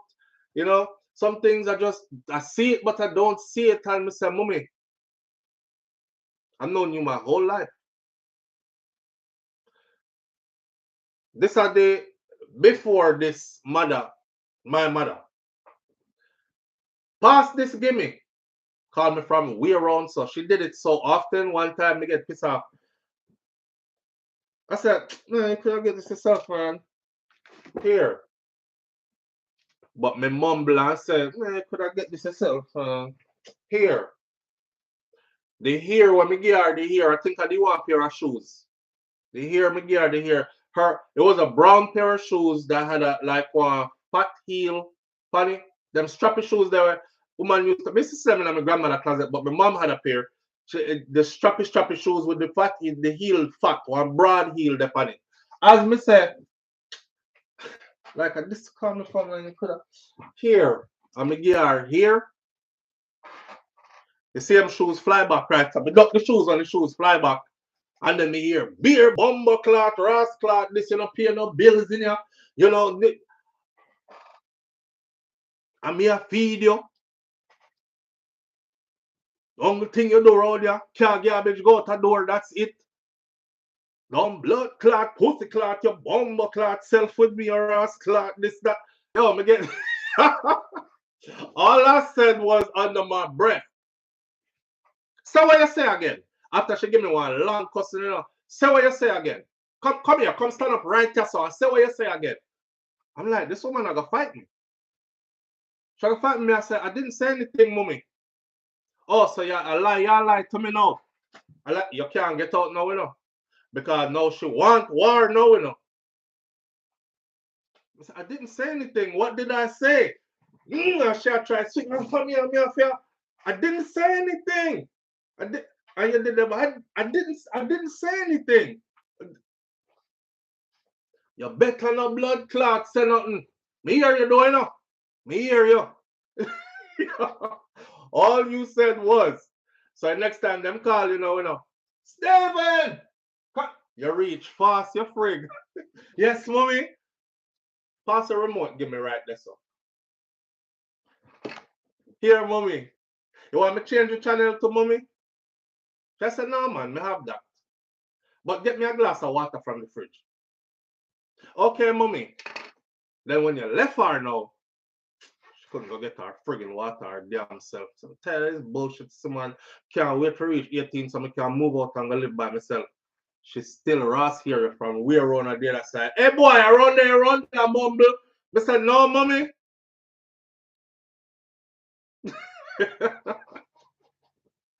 Yo, Steven! Yes, mommy? Pick up that cup you give me.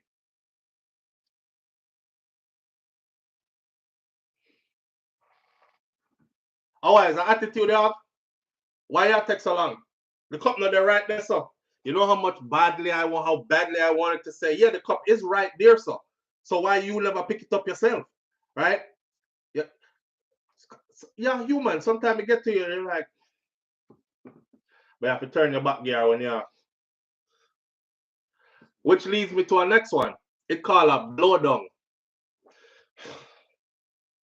If you don't know what a blowdown is, do one of them there with your Jamaican parents. Steven! Yes, mommy? Pass the cup you give me. Here, mommy. It's a blood clot attitude. You wait there. Hold on there. Put on the cup. It's a blood clot attitude. How are you blow down about? How are you about? How are you exhale heavy about? How are blow down? Big disrespect. Don't do that neither. Here's the one that will definitely get you killed. Talk back. Talk back. I think this goes for every Jamaican parent too. All the one them where Christian never beat, holier than thou art, sanctified. Talk back. I'm a grown man, and to this day, I don't talk back to my mother. When my mom says something and I don't like it, if we get in a conversation, an argument broke out where we feel tension or anything, I leave. And if the tension is so high, me leave and talk to her for a day or two. But talk back, you're dead. You might as well did all the others with it. Cut your eye, walk away, blow down, kiss teeth. Talk back. You don't have nothing to say. I think my mother do it for spite. OMG. Yeah. Steven! I have to reach faster enough. One time my grandfather called me. He used to do the same thing. Take my time, go over there like this. You know, me, you look up in your head big on your body. I'm swinging my head like this, going over there.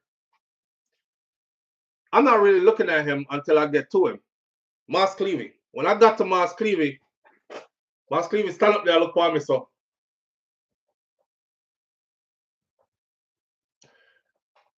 Go back over which part you did there. And I'll call you again. That's what he said. He said, go back over which part you was and I'll call you again. I'm a kid. I know something is wrong. Me no know what. Go back over which part you was, me I'll call you again. Him say it one time though. Him not to say it more than one time because he's a man when me never want him lick me. So me I go back over which part me did there before. Him call me again. Me turn around. Me look at him this time. Me I walk towards him. Him still look at me same way. I'll tell you one more time. Go back over which part you was. I'll call you again. I get it now. Go back over which part me did there before. Fast. Me ready. Him call me. Me run to him. When me reach, him say every time I call you, that's how you come to me. Yes, Grandpa, on your way. I say, all right, Grandpa. Nobody come. I don't take long for reach them. Everything about them was your attitude. You know what I mean? And them always feel like them have to adjust your attitude. You know? Blow down. What's Jerome? Why you say blow down? You can't say sigh. Why for the blow down? Those were the days. They were just teaching us by being practical. Missy Bram says, yes, boy, practical. Some hands-on ass whipping that I got. Oh, my God. And, of course, number 10 that I added to the list from here was fart. Fart. Pass gas. Nastiness. Move your nasty self. You stink like, hey, come here.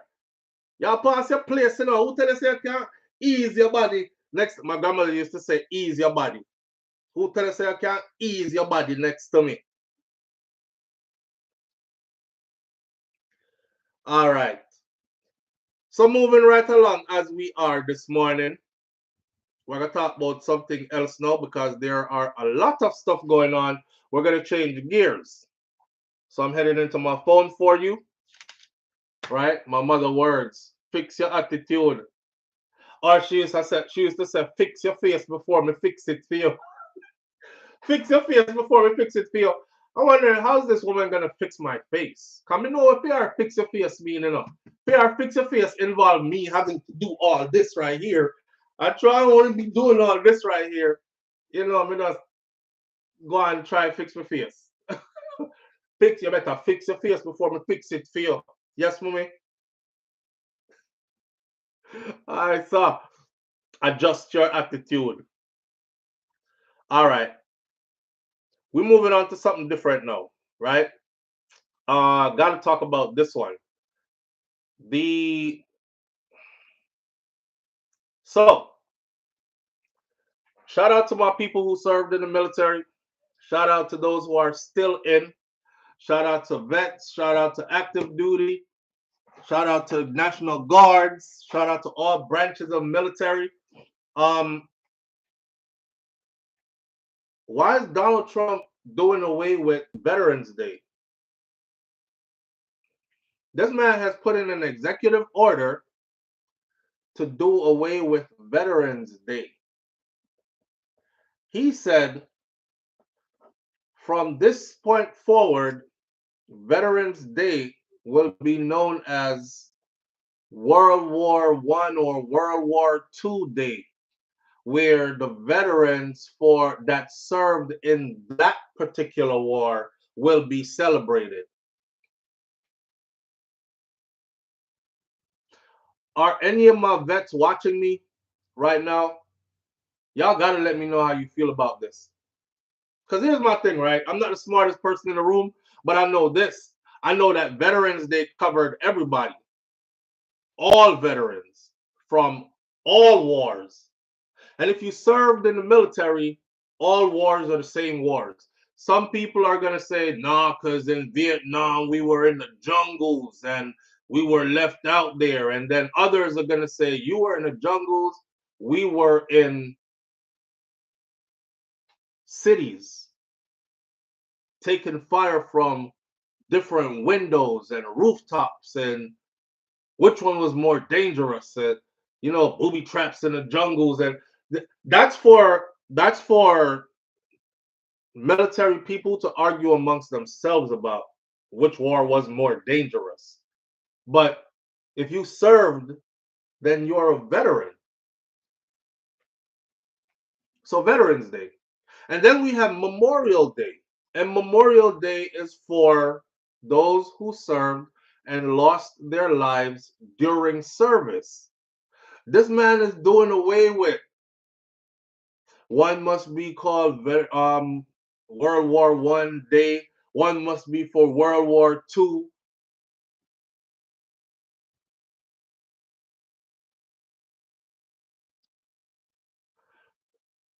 So I'm asking myself, this man never served at all. Why are you messing with that? You know, America has way more pressing issues happening right now, right? Than to just wake up and think to yourself, how about we no longer have Veterans Day? Just take that off the map. And then we're going to celebrate the veterans of World War I. So it's World War I Day from here on out. And then Man, when he did that, I said to myself, can these 4 years just go by as quickly as possible, please? So somebody else can take power and like reverse all this BS. That was so unnecessary. You know, I could think of a million things that right now need to be done. And that's not one of them.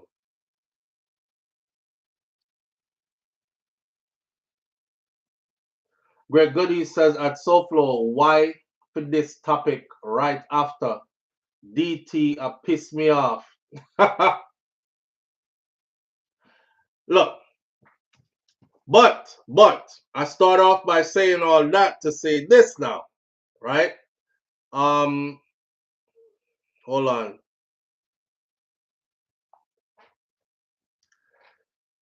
So as of yesterday, this is still for the military. As of yesterday, because there's always some good and bad.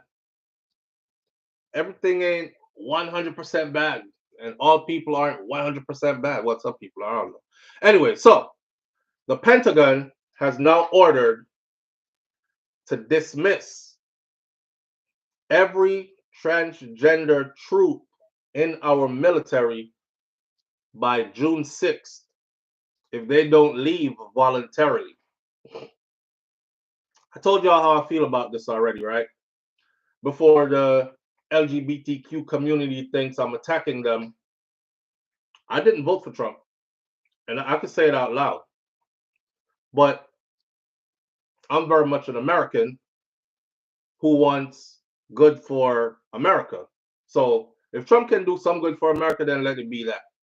I don't control who becomes our next president, apparently, and he's there. So I'm rolling with the punches, right? Just like we do in the military, I might not respect the individual who is in that rank, but I respect the rank. Right. You can look at him and say, I hate him. Dickhead. I could punch his face off his body. But when he put that uniform on and it say staff sergeant and you a private, you lock up like a private. If you're a staff sergeant, his uniform says first sergeant, you act accordingly, right? The U.S. Defense Secretary Pete Hegseth has directed the Pentagon to begin discharging transgender service members who do not choose to voluntarily separate from the military by June 6th. So everybody who is in the military who is transgender, which, by the way, that was a surprise to me. When I served, there were people in there who were gay.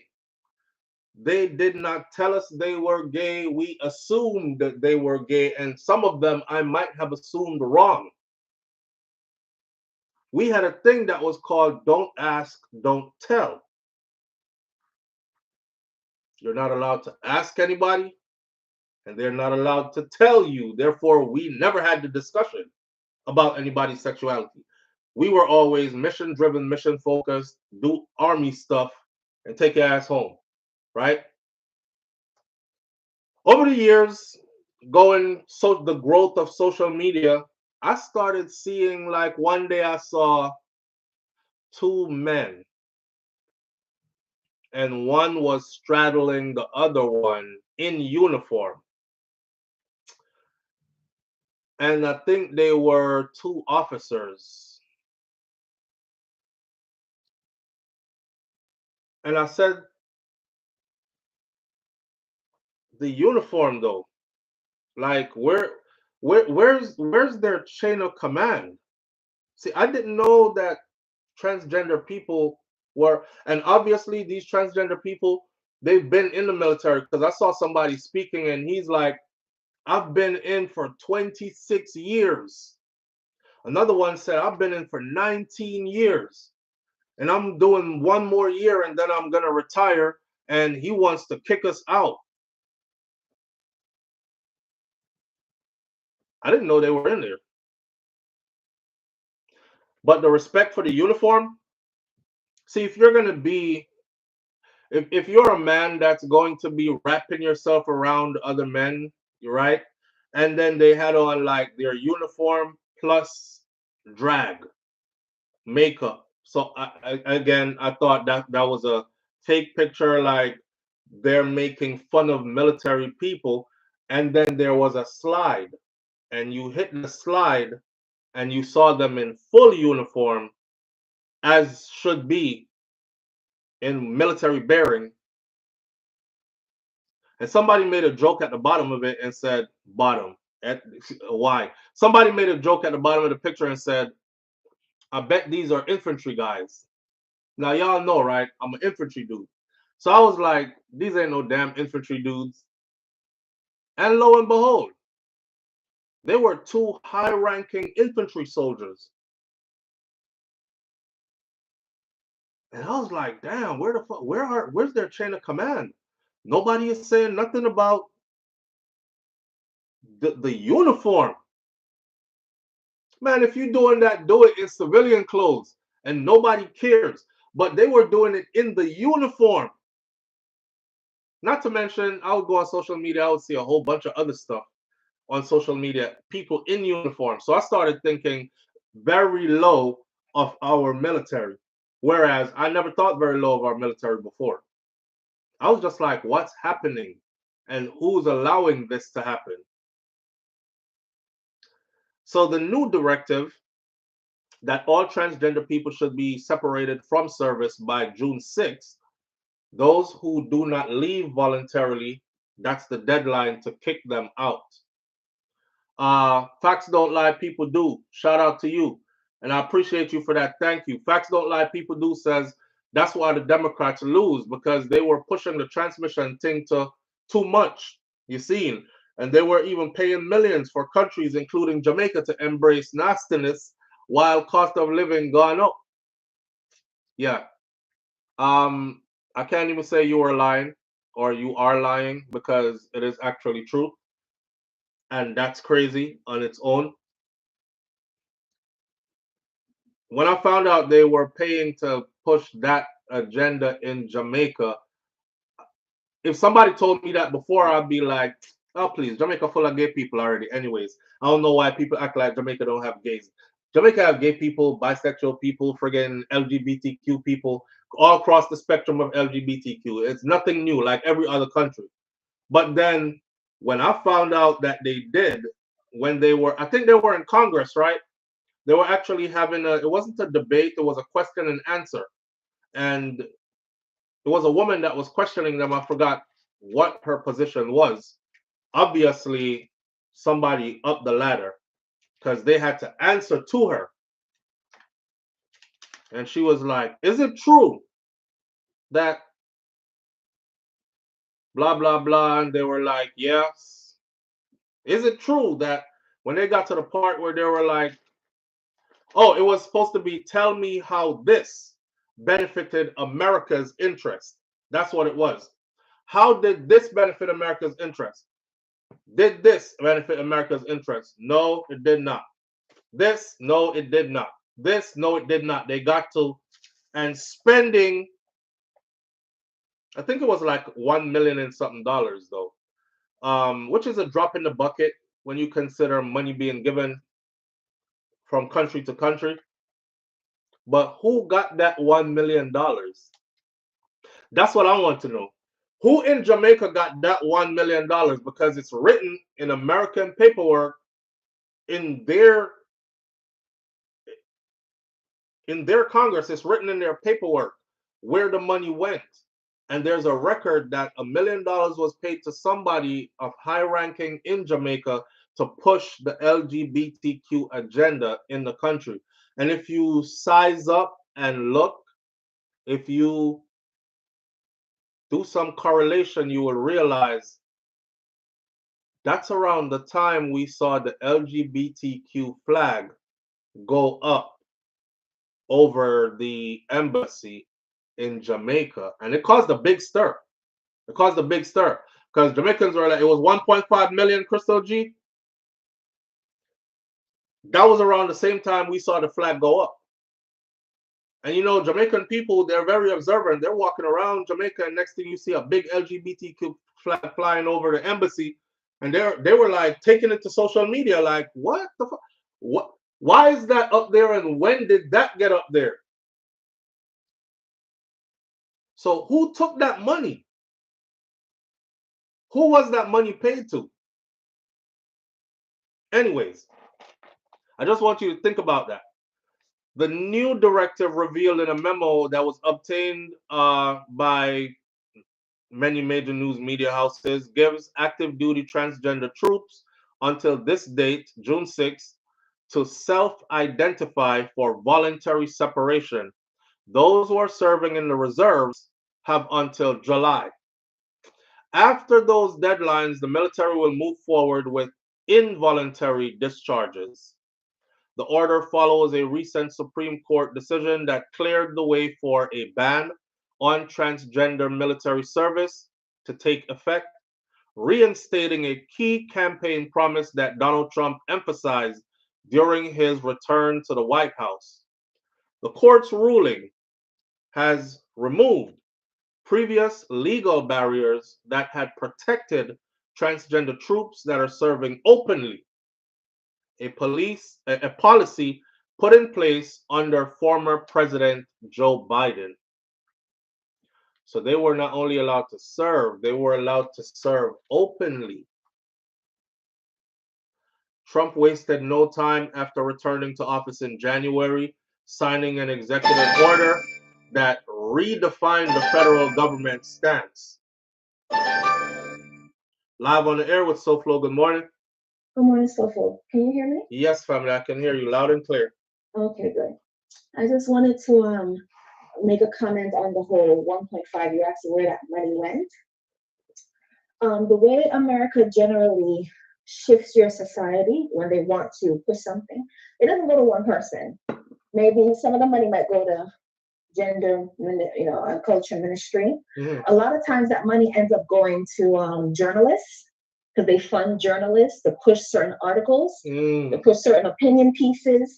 It will go to influencers. It will go to YouTube influencers. It will go to comedians who end up, they start dressing up like women. You start seeing more of that, kind of in your culture. It's like, and that's a way to. I'm even starting to see that a lot in some African films as well, because that's a way to, one, get women in particular. That softens women up to laughing. Oh, it's just funny, like a Tyler Perry. Oh, and that softens them up. And that's also a way to get into the society. And if you see a lot of times the colorful Black folks, they tend to target a lot of their messaging to women, a lot of their comedy to women, and women end up softening up, and then you end up seeing these same women defending them against the men. If you haven't seen, yeah, so absolutely, yes. That's the so norm. you've seen that pattern here. You also see it, abroad. And because they're women, and then let's say they're raising a son, right? So that son he's watching TV, he's seeing the articles, there's media online, then maybe let's say there's a broken home, which also makes you more susceptible to all kind of stuff. He bent up a little bit, and the mother defends it, and the mother promotes it, and the mother protects it. So through journalists, through influencers, through media, through nonprofit organizations, you'll have nonprofit organizations that will get this kind of funding, and then they might do a lot of great stuff, and then they have this one program specifically for colorful this and that or whatever. And then after a while, especially with the young people, you start to see kind of softening of their position. This is how it's done. Even recently, I don't know for what reason, but in Eritrea, in Eastern Africa, the State Department actually came out and said that they want to target the young people in Eritrea to kind of shift their mind, I guess, from the way their government is to a new way. This is how they do it. And then they pay people who look like you, who might be bent up themselves, you know what I'm saying, to help to soften the public. And the next thing you know, 20 years later, Jamaica and the way they view this whole thing is completely different. They will even fund revelers in Carnival. You understand what I'm saying? who bend up a little bit. This is how insidious it is. And this is how they do that thing. So that 1.5 don't go to just one place, one person. It's dispersed through every facet of society. To give a little drop here, a little drop there, a little drop there, a little drop there. And in your subconscious, it becomes normalized, even if you don't realize it.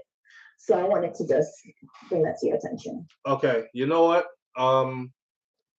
You did perfect at actually saying, because that's exactly what's been happening. Even to the point where you add in the carnival.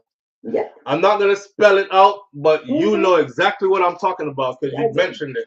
But yes, you know what? Somebody asked me the other day about the carnival. Somebody said, SouFlo, y'all go carnival, go line up too. I said, no, sir. I know Jamaica carnival, you know, I thought, well, Jamaica wasn't known for carnival and now it's becoming a big thing, right? And the person said, yes, becoming a big Batman festival, right? And I said, you know, I laughed when he said it, but I couldn't say it wasn't. Right. Because the videos are there to prove it. Right. Yeah, and I've never seen this type of how should I say it now? I've never seen this type of explicit. Yeah, in like publicly in Jamaica. Yeah. You know, who bend up, who this way, that way, okay. People walk by that and you know you are how you are. Right. But I was feeling like there was more to it than just I'm going to Jamaica for carnival. It was like this was organized and somebody is pushing this because this is too flamboyantly out there and outlandish. Yep. And it makes sense now. Yep. And that's the thing. War, the way these people operate in war, one, as a people, we're too open. Psyops. Right? And war is conducted in very different ways. Sometimes you don't have to put up a gun to fight somebody. Absolutely. Right? Yeah. Another society that was very, very conservative that they destroyed is Sudan. Because Sudan was one of the 7 countries that was mentioned in the 90s that they wanted, the governments that they wanted to topple. Sudan was anti the small hat country. Sudan is very Islamic. So because they are like that, the older people and the younger people, they couldn't get a budget. They couldn't get a budget because they wanted to bend the government from an Islamic government to a more secular government. And then when you have more of a secular government, then they can bring all the slackness in a little bit. They can start to whisper in the young people in the ear. Sudan didn't allow a budge. Somalia didn't allow a budge for that. So how do you topple them? You find other ways. You have these people that you train, you arm, these jihadists you keep hearing about in like Burkina Faso. These are supposedly poor people, right? But they're armed to the teeth with the latest technology. They have the goggles, the night vision goggles. They have the best training. Where are they getting this from? Right? So when you cannot whisper in the ear of certain nations, then you apply force.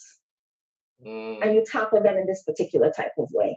Even with the whole thing about Iran, that's another softening the public a little bit. They keep talking about going to war with Iran, and after a while, it will normalize in your subconscious. And then when they actually do go to war with Iran, you're not as shocked because they groomed you, they prepared you.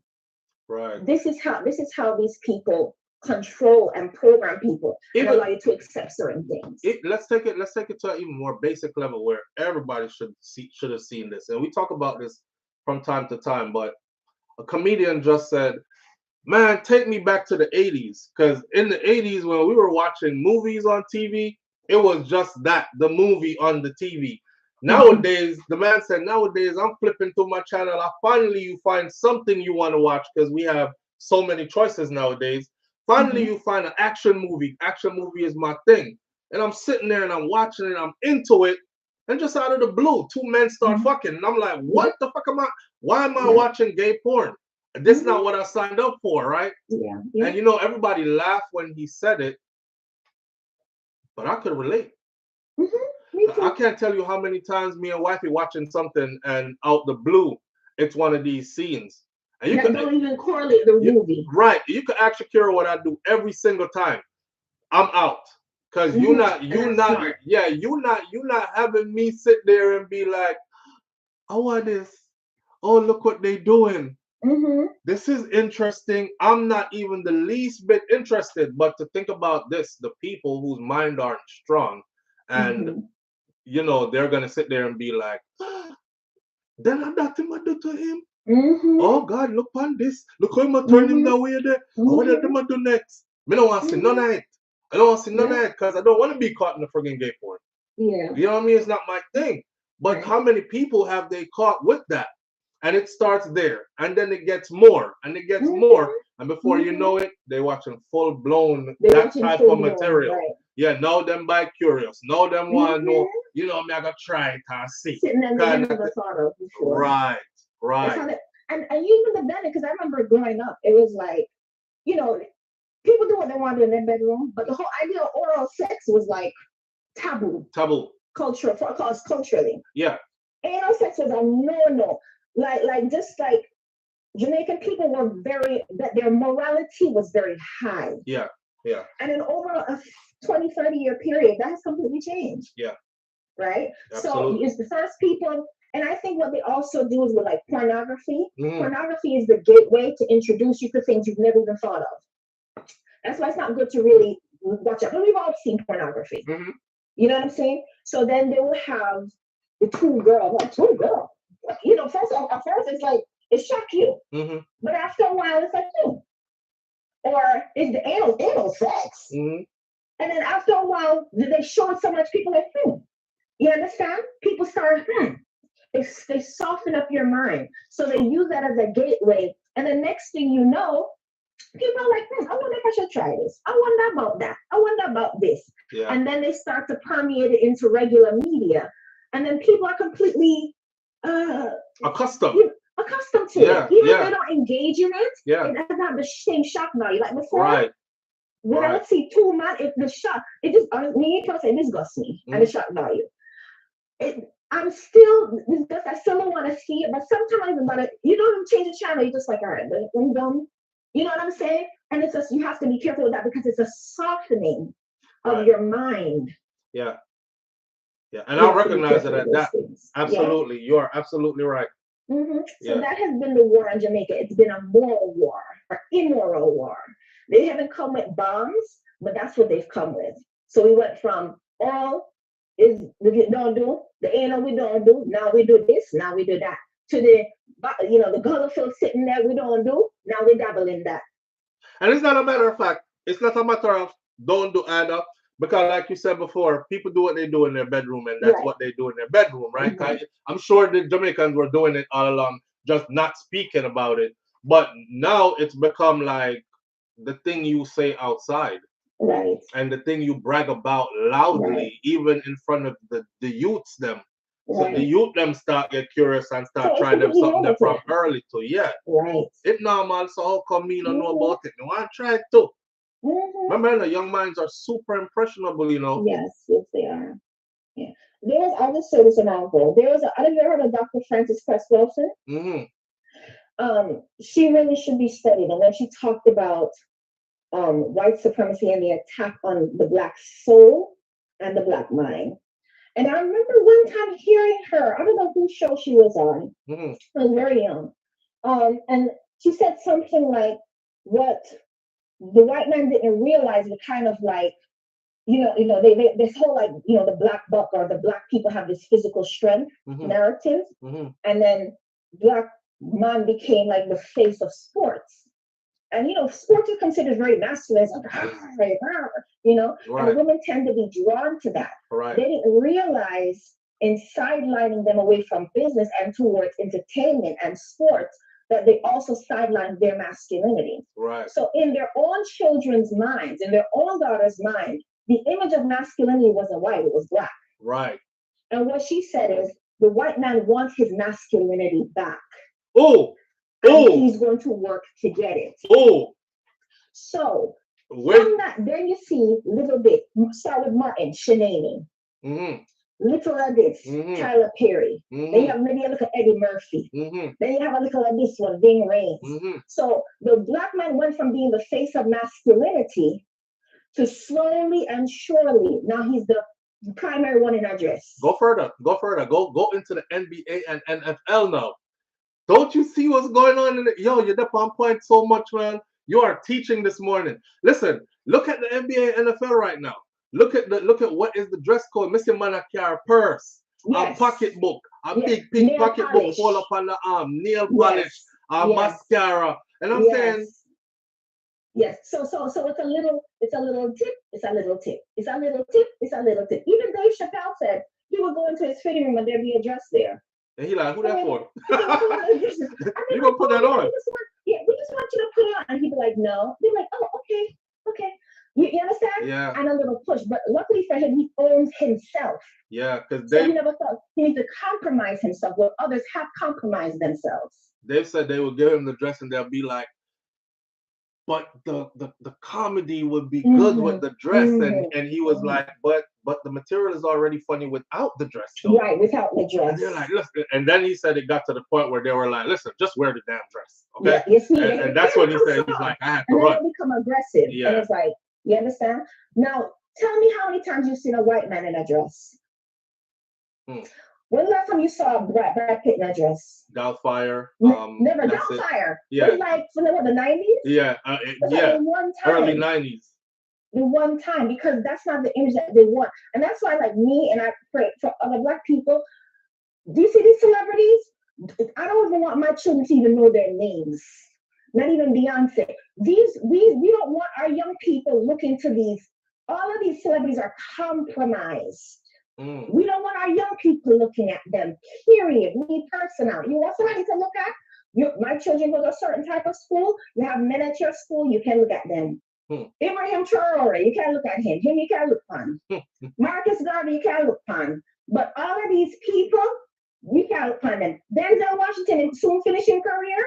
I'm all right so far. It's that deep.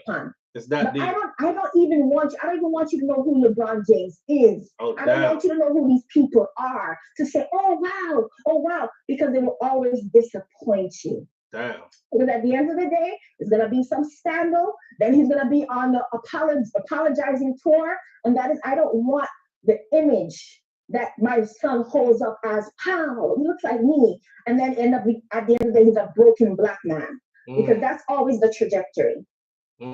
So just stay away from them, the people, then period. You see them in passing. No, we're not hype up on them. Everything is the warfare of the mind with us. So we have to be very conscious of it. Damn. That's all I have to say. All right, my friend. Always a pleasure. Appreciate you greatly. Likewise. Take care. Thank you. Bye. Why? She not playing though. She go the extra mile. I don't want my kids to know LeBron James. I don't want I guess it gone too far for me already, cause my kids play sports and they definitely, I wouldn't want to use the word idolize, but they got their favorite players that play different positions that, and that's the position my son play. And then, they go to different universities that ended up their trajectory ended up in the NFL, so they're mapping the course and all this other stuff. We all have our different levels of dealing with all this, right? But she's just telling us how serious it is for her, how serious she sees it being, right? One thing I can tell you about the youths, that they are very smart and they are awake and they are aware, and that's what's happening. And the ones that fall for the foolishness, well, Night TV, I could tell you this.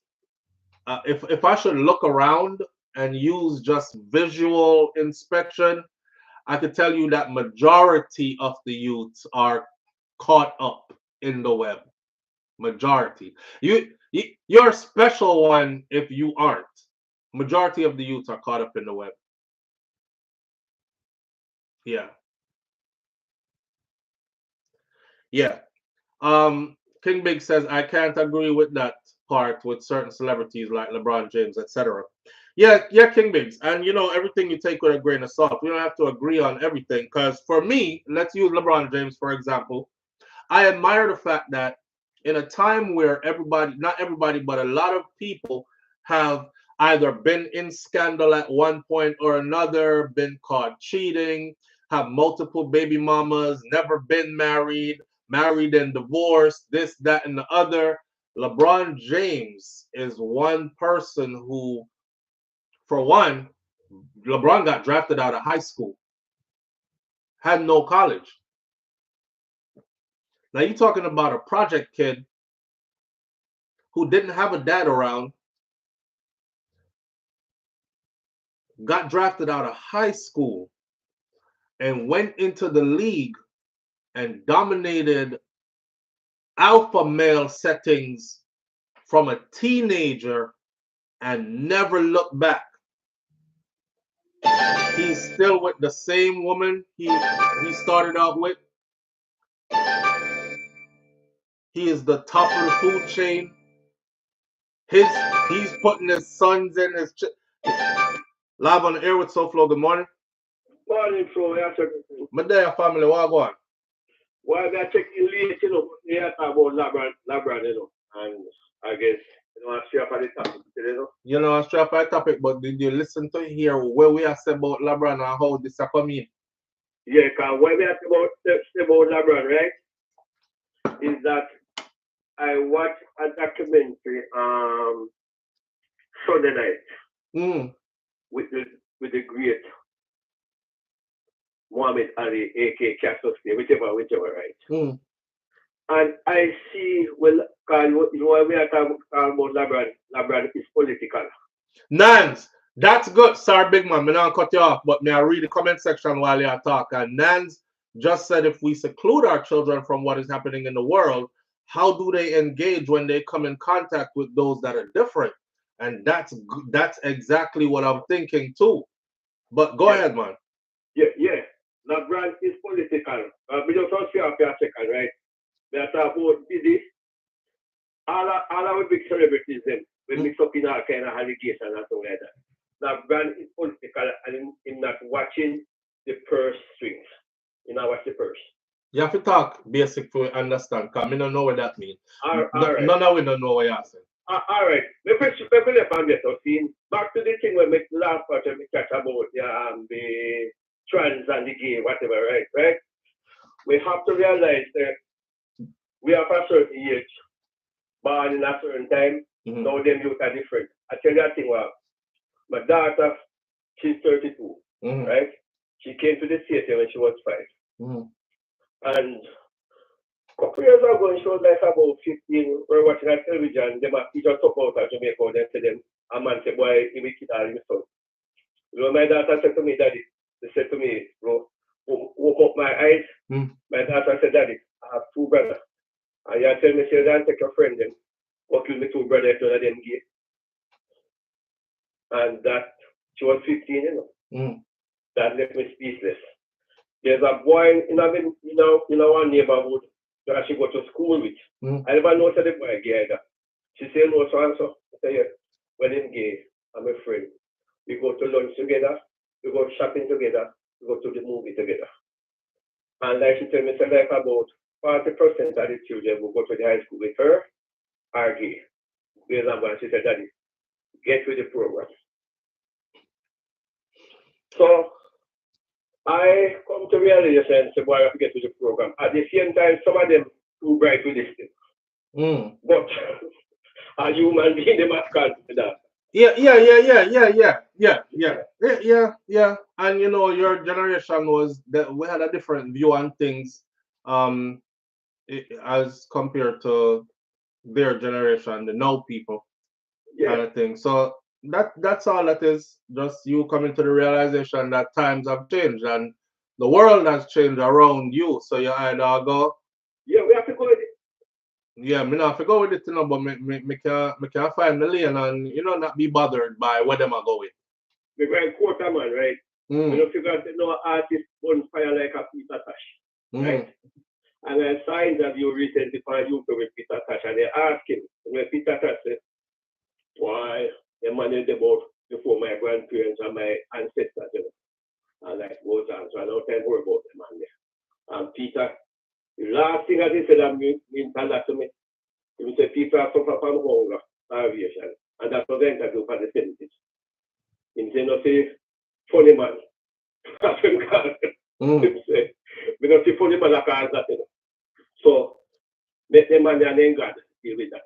See. And I'll try to go worry about it. See. Absolutely. Yeah. And nobody can go and fair like you. Right. All right, sir. Yeah, that's a very good. You know, the one thing, sir. Let's talk to the mothers, the grandmothers, and the ladies who can see by other children. Happy Mother's Day. All right. Manners and respect, sir. Yes, brother. Protection. All right. All right. Let me see. Nan says everyone that has been to a Diddy party hasn't engaged in those activities. Okay. Yeah, I ain't even worried about no Diddy party. Like I told y'all before, that was no big deal for me anyway. They're trying to punish that man for something that Hugh Hefner got away with all the time. So it's still about, you know, who has the privilege versus who don't have the privilege to do certain things. We ain't even gonna talk about that. Who was there doing what and who wasn't and all that other stuff. But the question that Nance asked was, she said something about children who are battling with their sexuality. When do they get to a place where they have parents that they can talk to about these things, etc.? Damn. My answer to that was gonna be an answer that I probably shouldn't put up here. So I'm gonna put that answer up here. Mel says that's a tricky one. You can hope and pray that their morals and beliefs are stronger than the other person's willingness to draw them in, i.e. curiosity. Right. All right. Let's end this segment by saying this. I've always said this here, and I get a lot of fire for this sometimes because I have Jamaican people who are like, that ain't no nothing for them on the fence about you're either yasso or you're deso, right? If you want to call me on the fence, call me on the fence. I never felt the need to draw a hard line. I was raised in the United States of America. Even though I was born in Jamaica, I've spent more of my life here than in Jamaica. So when I say, and I've said this before a couple of times, so you've heard it. So it sounds redundant now. I'm beating the horse that ain't going no further, but I have to say it to end this segment. When I was in the military, all I cared about was training, and when those orders come down, where we were going to end up at, we trained for that. We lived for that. The goal was to make it back home in one piece and make sure everybody that went with you came back home. Because if they didn't, you would have to explain to their family or watch their family grieve, right? That was the concern. When I'm out here in the therapy world, I've never been to a facility where I'm a new member to a therapy team, and somebody said, well, you know, the speech therapist is gay. And I walked out of there and said, I ain't working with no gay man, I'm out.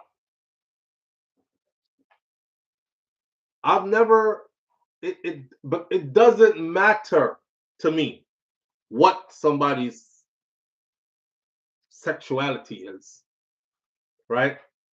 And it's crazy that we have to keep on defending that when we're started out having a discussion about Donald Trump by executive order removing trans people from the military. But you know, some people on the other side, like the gay side or LGBTQ side, they're super defensive. So as soon as you say anything or cover any story pertaining to, then you become the enemy. You know, I think we live in a world where everybody should be able to coexist, and you know, you have your lane and I have my lane, and then that should be that. I don't wish any disrespect to you, and I don't wish anything bad for you and your group that you choose to belong to or your community. And I hope you do not do the same for me, and we keep it cordial and keep it moving. That's how I see this.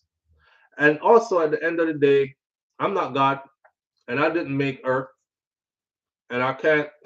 Whatever is wrong here ain't gonna be fixed by me with my little bit of time that I got here, because we all have just a little bit of time here.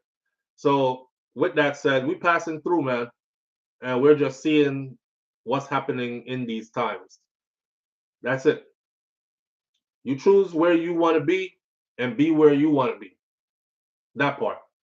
Choose where you want to be and be where you want to be. That's that. You choose that side, that's you. This side, that's you. You in the middle, that's you. That's your life. Right. I have a big fat one standing right before me right now. I love to see their expression with everything. Live on the air with SouFLo. Good morning. SouFLo, good morning, sir. How you doing? I'm good, family. How you doing? Well, I'm there. Every equipment operator downtown. See it. Yeah, man. Big up I yourself. listen to your show and I love the show. And you have some point of the show, boy, you make me don't get a laugh like crazy. See, manners. You said something a few years ago, the election, about the popcorn. Mm-hmm. So buy the popcorn and watch the show, guys. It's about to get worse. Where am I doing right now? Mm-hmm. The orange one. The people that will vote him. Some of them are crying, some are holler, some are ball, some regret it. It's gonna get worse. Mm. It's gonna get worse, bro. Look what you doing to the people. They're seeing people that will vote you. But hey, let's just watch it, stay all here and watch it navigate through it. It's gonna get worse. And I believe it is. Bro, the veterans, these people fought for this country. You're gonna like disrespect them like that. It's gonna get worse, man. Yeah. So, man, one thing to say, us, the people with the darker skin, we probably fix up something back where we come from, because, so we at least have something we can run back with. It's just gonna get worse. We see it coming, bro. Absolutely. You know what I mean? Just brace. Yeah. Brace and prepare. Thank you. That's it. That's it. Brace and prepare. Yeah, man. Yeah. Manners and respect, sir. All right. All right. Yeah. All right. Moving right along. As moving right along. Let's talk about, there's another situation that's happening out here that is catching headlines, right? I don't know if you've seen this. If you look at my icon says self-defense for us. I'm actually heading to the VA today because my VA ID needs to be taken care of. I'm telling them in personal business sometime. So this live should end by 10:30, so I can make it up to the VA. I have a VA office close by me. They don't do it. I have to go to the regional office, which is about an hour's drive away from where I'm at, from my house. So I have to go take care of my VA ID and stuff like that. All right. So a high school athlete, right? Let me read y'all the story. According to the report, a Virginia man allegedly shot and killed an 18-year-old high school athlete named Michael Bosworth Jr. And he injured another teenager after the group played what was called Ding Dong Ditch, a prank, on his front door around 3 a.m. in the morning. This is what the police are saying. The shooter, Tyler Chase Butler, a black man, 27 years old, who shot two white guys, one died, one injured, claims that they were trying to break into his house, but the teens said they weren't trying to break into his house. They were just trying to film a prank. And Ding Dong Ditch prank, if y'all don't know what it is you ring somebody's doorbell, ring the doorbell hard a couple of times, bang, bang, bang, bang, bang, ding, ding, ding, ding, ding, ding, ding, and you run as fast as you can away. Hopefully, when they look out or open the door, they won't see anybody there. This black man has been charged and is incarcerated at the moment, and he is being held with no bail. pending investigation. So, my question is this. Not my question, my comment. My comment goes like this. At 3 o'clock in the morning, first of all, ding dong ditch requires fast movement. If you ring that doorbell, ding, ding, ding, ding, ding, ding, ding, you shouldn't be around by the time I come out to look to see who's at my door. I'm putting y'all on to the climate of the times that we're in. You might be affected by this, so pay attention, because self-defense seems to be something that is going to be taken away from us. Like, everybody else is allowed to defend themselves except for us, right?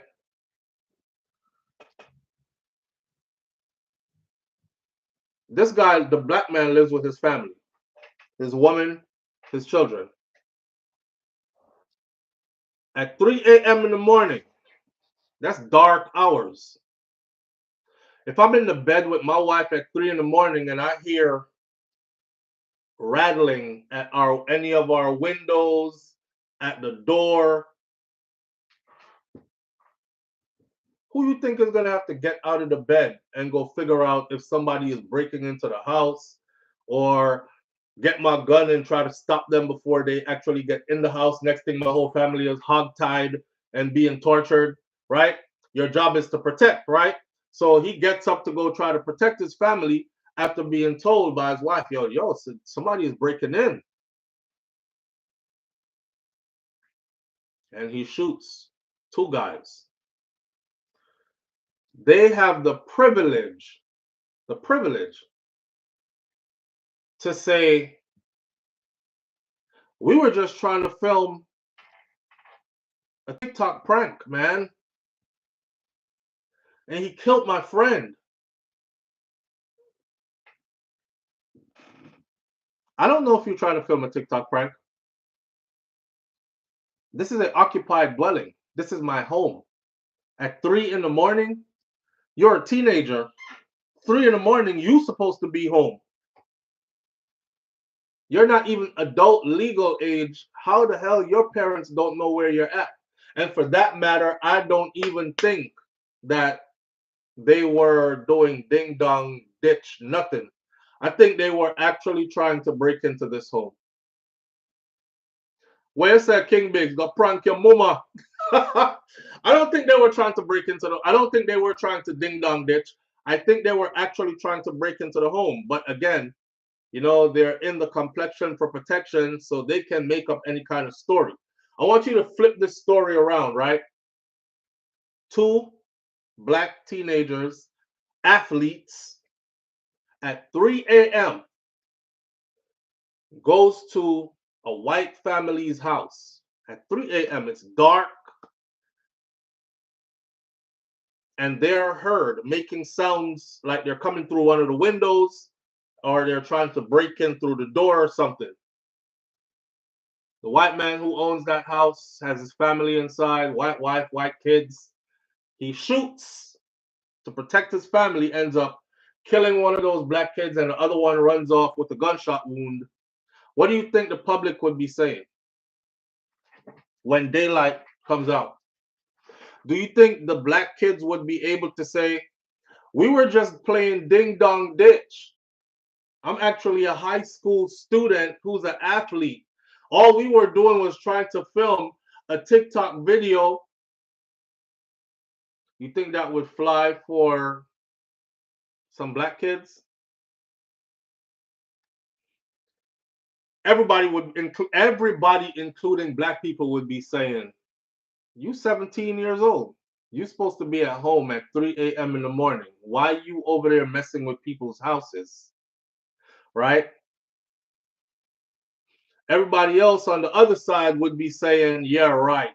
They were trying to break into that damn house and they're using ding dong ditch as an excuse.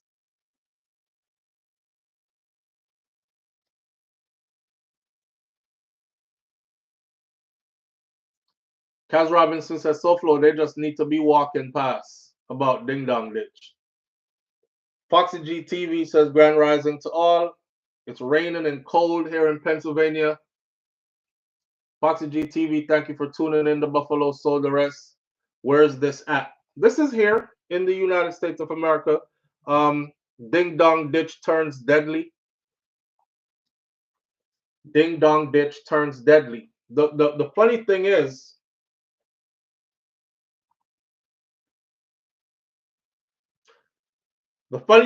how the media is bringing it across, because the media makes sure it happened in Virginia. The media made sure to keep repeating that the guy that was killed is 17 years old and he is a high school athlete. I don't know what high school athlete has to do with him out ding-dong ditching or snooping around people's house at 3 a.m. Now, the black man that shot him, it's his constitutional right to protect himself, his property, his family. So they show pictures like these of the kid that got killed. Right? He plays lacrosse. See him? They say he plays lacrosse.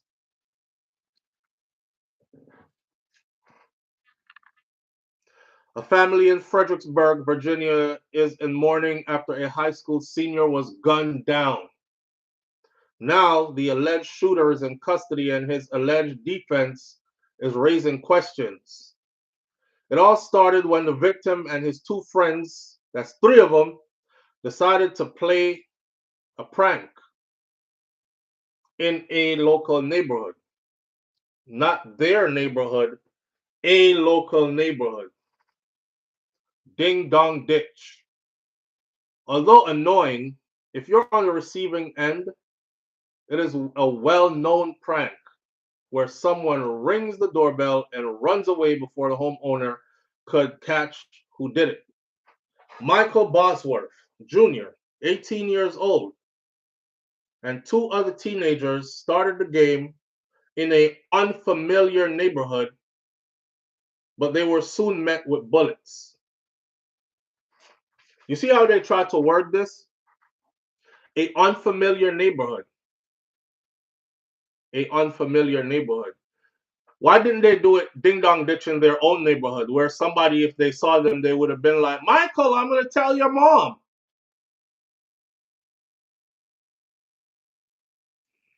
Officials received an emergency call concerning a home invasion in progress around 3 a.m.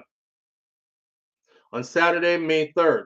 And according to statements by the Spotsylvania Sheriff's Office, when deputies arrived to the scene of the crime, they found Bosworth and another teenager suffering from gunshot wounds. Bosworth was rushed to the hospital where he would be pronounced dead. The second teenager survived with mild injuries, and another one was also wounded. So all three of them, it was four of them. Three of them got shot. The alleged shooter, a resident named Tyler Chase Butler, a resident, a homeowner, was taken into custody. He told the police that the three teens were trying to break into his house. But the surviving teenager told a different story, according to NBC4 Washington. See? They could break into your house or try to break into your house at 3 in the friggin' morning, and you defended that, and you are in custody, and all they have to say is, we were just playing a game, we were just filming a video for TikTok, it's a prank. According to them, they said the trio was simply playing a prank which was meant to be uploaded to TikTok. They provided police with their phones to verify, using earlier videos and pictures from that night to hopefully corroborate their story. But they weren't videoing this one. Police have not yet confirmed their findings, and one of the teens said that they were looking for a place to hide after ringing Butler's doorbell. That's when the shots rang off, grazing him and killing his friend. Buzzworth was a senior at Massaponax High School who played lacrosse, football as well, and was also on the wrestling team. His stepfather told NBC4 Washington the 18-year-old was also set to attend his senior prom, which was scheduled for that same day that he was killed. It's the day of your senior prom, and you in a strange neighborhood at 3 a.m. in the morning.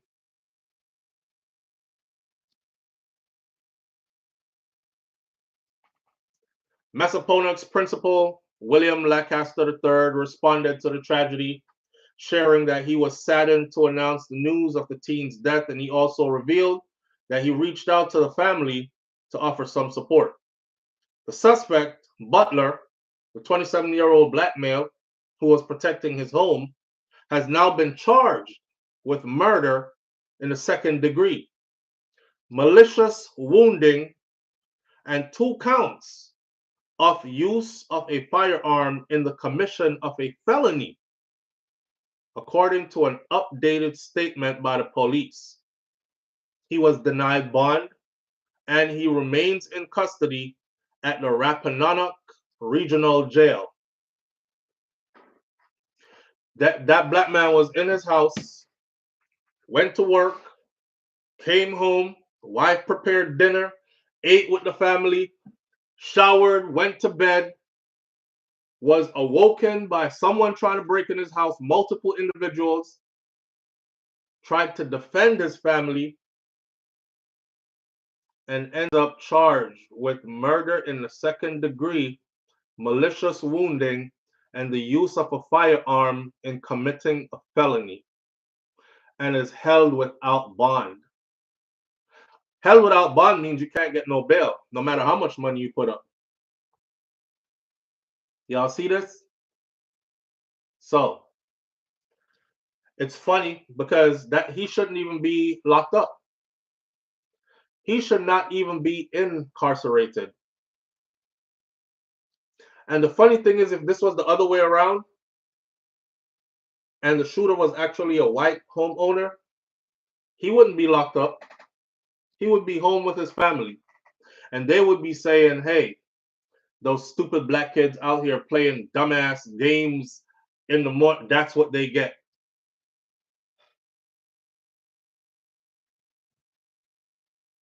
But again, you know, we get to see that the playing field is not leveled. We get to see that justice isn't split evenly. We get to see that they have different laws for different folks.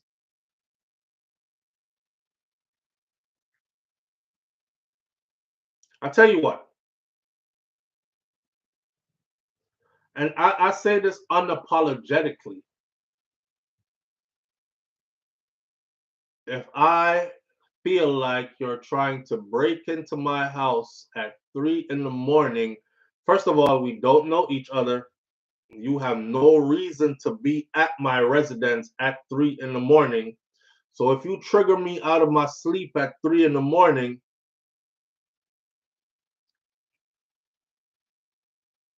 and I make you out to be an intruder, and you're breaking in, I'm doing exactly what my constitutional right says I have a right to do. I'm not about to sit there with you and try to figure out, are you going to break in or not? Because if you are, I'm going to call the police and hope they get here fast enough. I got a gun, please don't.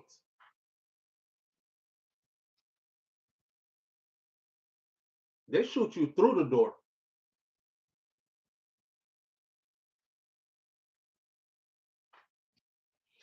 Exactly, Nance. And that's what I'm saying. Why didn't he do this in their own neighborhood? You know what? Not only did they not do it in their own neighborhood, they also did not video this particular house and what they were doing there. However, they videoed other houses when they did the ding dong that ditch thing. Live on the air with SouFlo. Good morning. Manners and respect, brother. Your call is going to be the last call. Take us out of here. Yeah, and it's the week done. Yeah, but so before we get into it, did you cover the story with the teenager from Ohio with the get shot by the police? The teenager from where? Ohio. Oh yes, I did. I did, okay. And I said I would reserve my judgment until you see the full body cam video. Yes. Yeah, you know this incident with the teenager from the white teenager, right? It's a very unfortunate incident, and you know, now we see people. You see, it's not really say you play stupid games and win and whatever stupid prize or whatever the case is. Sometimes you have to be mindful of your life. You know, the way the SouFlo. You see, I don't think now is the day and age where people should be playing certain games like that. You know, especially at those hours of the night as well. You know, 3 o'clock in the morning. You know what I'm saying? Okay, listen. First of all, I don't think they were playing no damn games. I think they were actually trying to break into a residence. No, I'm not buying the playing games. No, this is play games. I mean, I feel like Grand Pro, you know, I mean, the ding dong ditch game. The ding dong ditch game, but me not think them did not play ding dong ditch. No, me say game, me not mean that game. I mean them effing around. Isn't it? I think that like them are. Isn't it? Me not trying to play around or whatever the case is. Them are mess with people. Again, I say. Yeah. So in terms of that, I was reading a report as well that stated that other than that house, the incident, the person was trying to like actually kick in doors. You know what I'm saying? The person who got shot. Yeah, was trying to actually kick in the door. Yeah, so what I was saying, ding dong, right? So I'm in my home at 3 o'clock. And me here on every foot, I kick down my door. Remember saying that ding dong ditches, I could knock my door, I ring the door, and I run off. You see me? Then that man said they weren't playing no ding dong ditch, bro. Yeah, so if I wake up out of my sleep, and what you need to understand, what is clear to you might not be clear to me, isn't it? Yeah, man. So you might perceive it as clear, and you might think they are rampant and ding dong or whatever the case. But 3 o'clock, I wake up and I grab my writing fire and my meat here. Brother, y'all try to keep the thing kosher, not true? Who? Yo, y'all try to keep it kosher. Listen. Let me see a bit of time. Cause at 10:29, I may have to leave by 10:30. So let me see a bit of time. Some white picnic, you see, most of them have privileges. So they went to some other neighborhood that's not their neighborhood. I bet you money it was a black neighborhood or predominantly black neighborhood, not in the neighborhood they come from themselves. Right? Not only that, a couple of things tell me something. The schools them that I know that has a lacrosse team are not in black neighborhoods. So we'll go with all that, I'm guessing. However, what is shown here is that they can actually do what they feel like and then make up excuses when the police comes and they get the police to believe that. What I want to hear you say is which black kid you know could tell the police that we were just playing ding dong ditch and the police would like let them go and charge a white homeowner for shooting at 3 a.m. in the morning. There's absolutely none, and I've seen. All right then. Well, that's it. And the last point is, I've seen incidents where white homeowners, right, they've shot people who are black, unjustified, and police not even lock them up until probably days and weeks after. Then that may say investigation, you know, right. My dad moved with family or whatever the case is, and police just gather evidence, yeah, and right. It was in this situation with this black homeowner, he's locked up. You know what I'm saying? Right. And he got locked up immediately. Yeah, so when we come on to the justice and the laws, you know, it's so sad that it's not equal, it's not fair for everyone in this country, especially when you have parents, you know, and it's not fair for black people, man. Yeah, it's not fair for black people. That part there. But listen, again, people need to be mindful of the things that they get massive. Absolutely. Everybody's armed nowadays, and you know, people are guarding their lives and their property and their livelihood. Them little crooks are trying to break in, bro. And let me tell you this, let me tell people this. I just one last word, you know. So it's not only because of the 18-year-old, but I one last point of you see altercation with people, not one people. You see word is winning. You see a lot of incidents recently so far where people get killed because of those things that they must say and verbal occurrence with people, isn't that it? And as adults, sometimes we just have for them to walk with and things and just guard yourself because I don't care what they like, what they say, man, like, it's about it. Yeah, that's why I'm not arguing with people, bro. I don't argue with people in public. Yeah, we just have to be mindful and, you know, take care of ourselves. But that's all my sister. All right, my brother. Manners and respect, see? Yeah. Say it straight for what it is. We're closing out like this. If the thing was the other way around, 3, 4 black youths, 18 and 17-year-olds were out in a strange neighborhood, not their neighborhood, messing with people's houses, and a white homeowner came out and shot them, the first thing anybody would say, including law enforcement, what the hell are you doing out at 3 in the morning around these people's houses? You know these people? The answer is no, we didn't know them. We were doing ding dong ditch. And the homeowner said they weren't doing no damn ding dong ditch. They were kicking my door like they were trying to kick my door in. We thought somebody was breaking in. That's why I fired. The rest of those black guys would be locked up right now. Homeowner would be sitting at home right now. We're going to leave it right there. I'll never apologize for defending myself, though, and my family. So I'll put it out there, like, don't come to my house. Don't come to my house and with no break-in vibes. It's not going to end well that way. With that said, we got to leave it right here. Stay ready, though, for a weekend live because there's so much going on that we haven't even touched the iceberg of what's going on. So we're going to have to go live again to catch up with about 5 more topics that are out there that I really want to talk to you about. And they can't wait till Monday. So we have to do another live over the weekend. So stay tuned for that. All right. It's the weekend. It's beautiful outside. For those of us who are in sunny places, go out and get you some sunshine. Get some vitamin D in your melanated skin. I appreciate each and every one of you. Spend time alone. Or keep people around you who elevate your mood, who elevate your vibrations. If you don't have it, spend time alone. It's okay to be alone. Get to know you, love you, and spend time with you. You can't love anybody else until you learn to love you. Self-love, the greatest love. All right? Like my grandmother, Miss Ruby, would say, be good. But if you can't be good, be careful. And like my grandfather, Mas Clevey, would have said, I will see you tomorrow if God spare my life. Knowing that we are not in control of anything here, God is. All right? All things with God in it at all times. And I'll catch you later. Walk good. I'm out. Peace.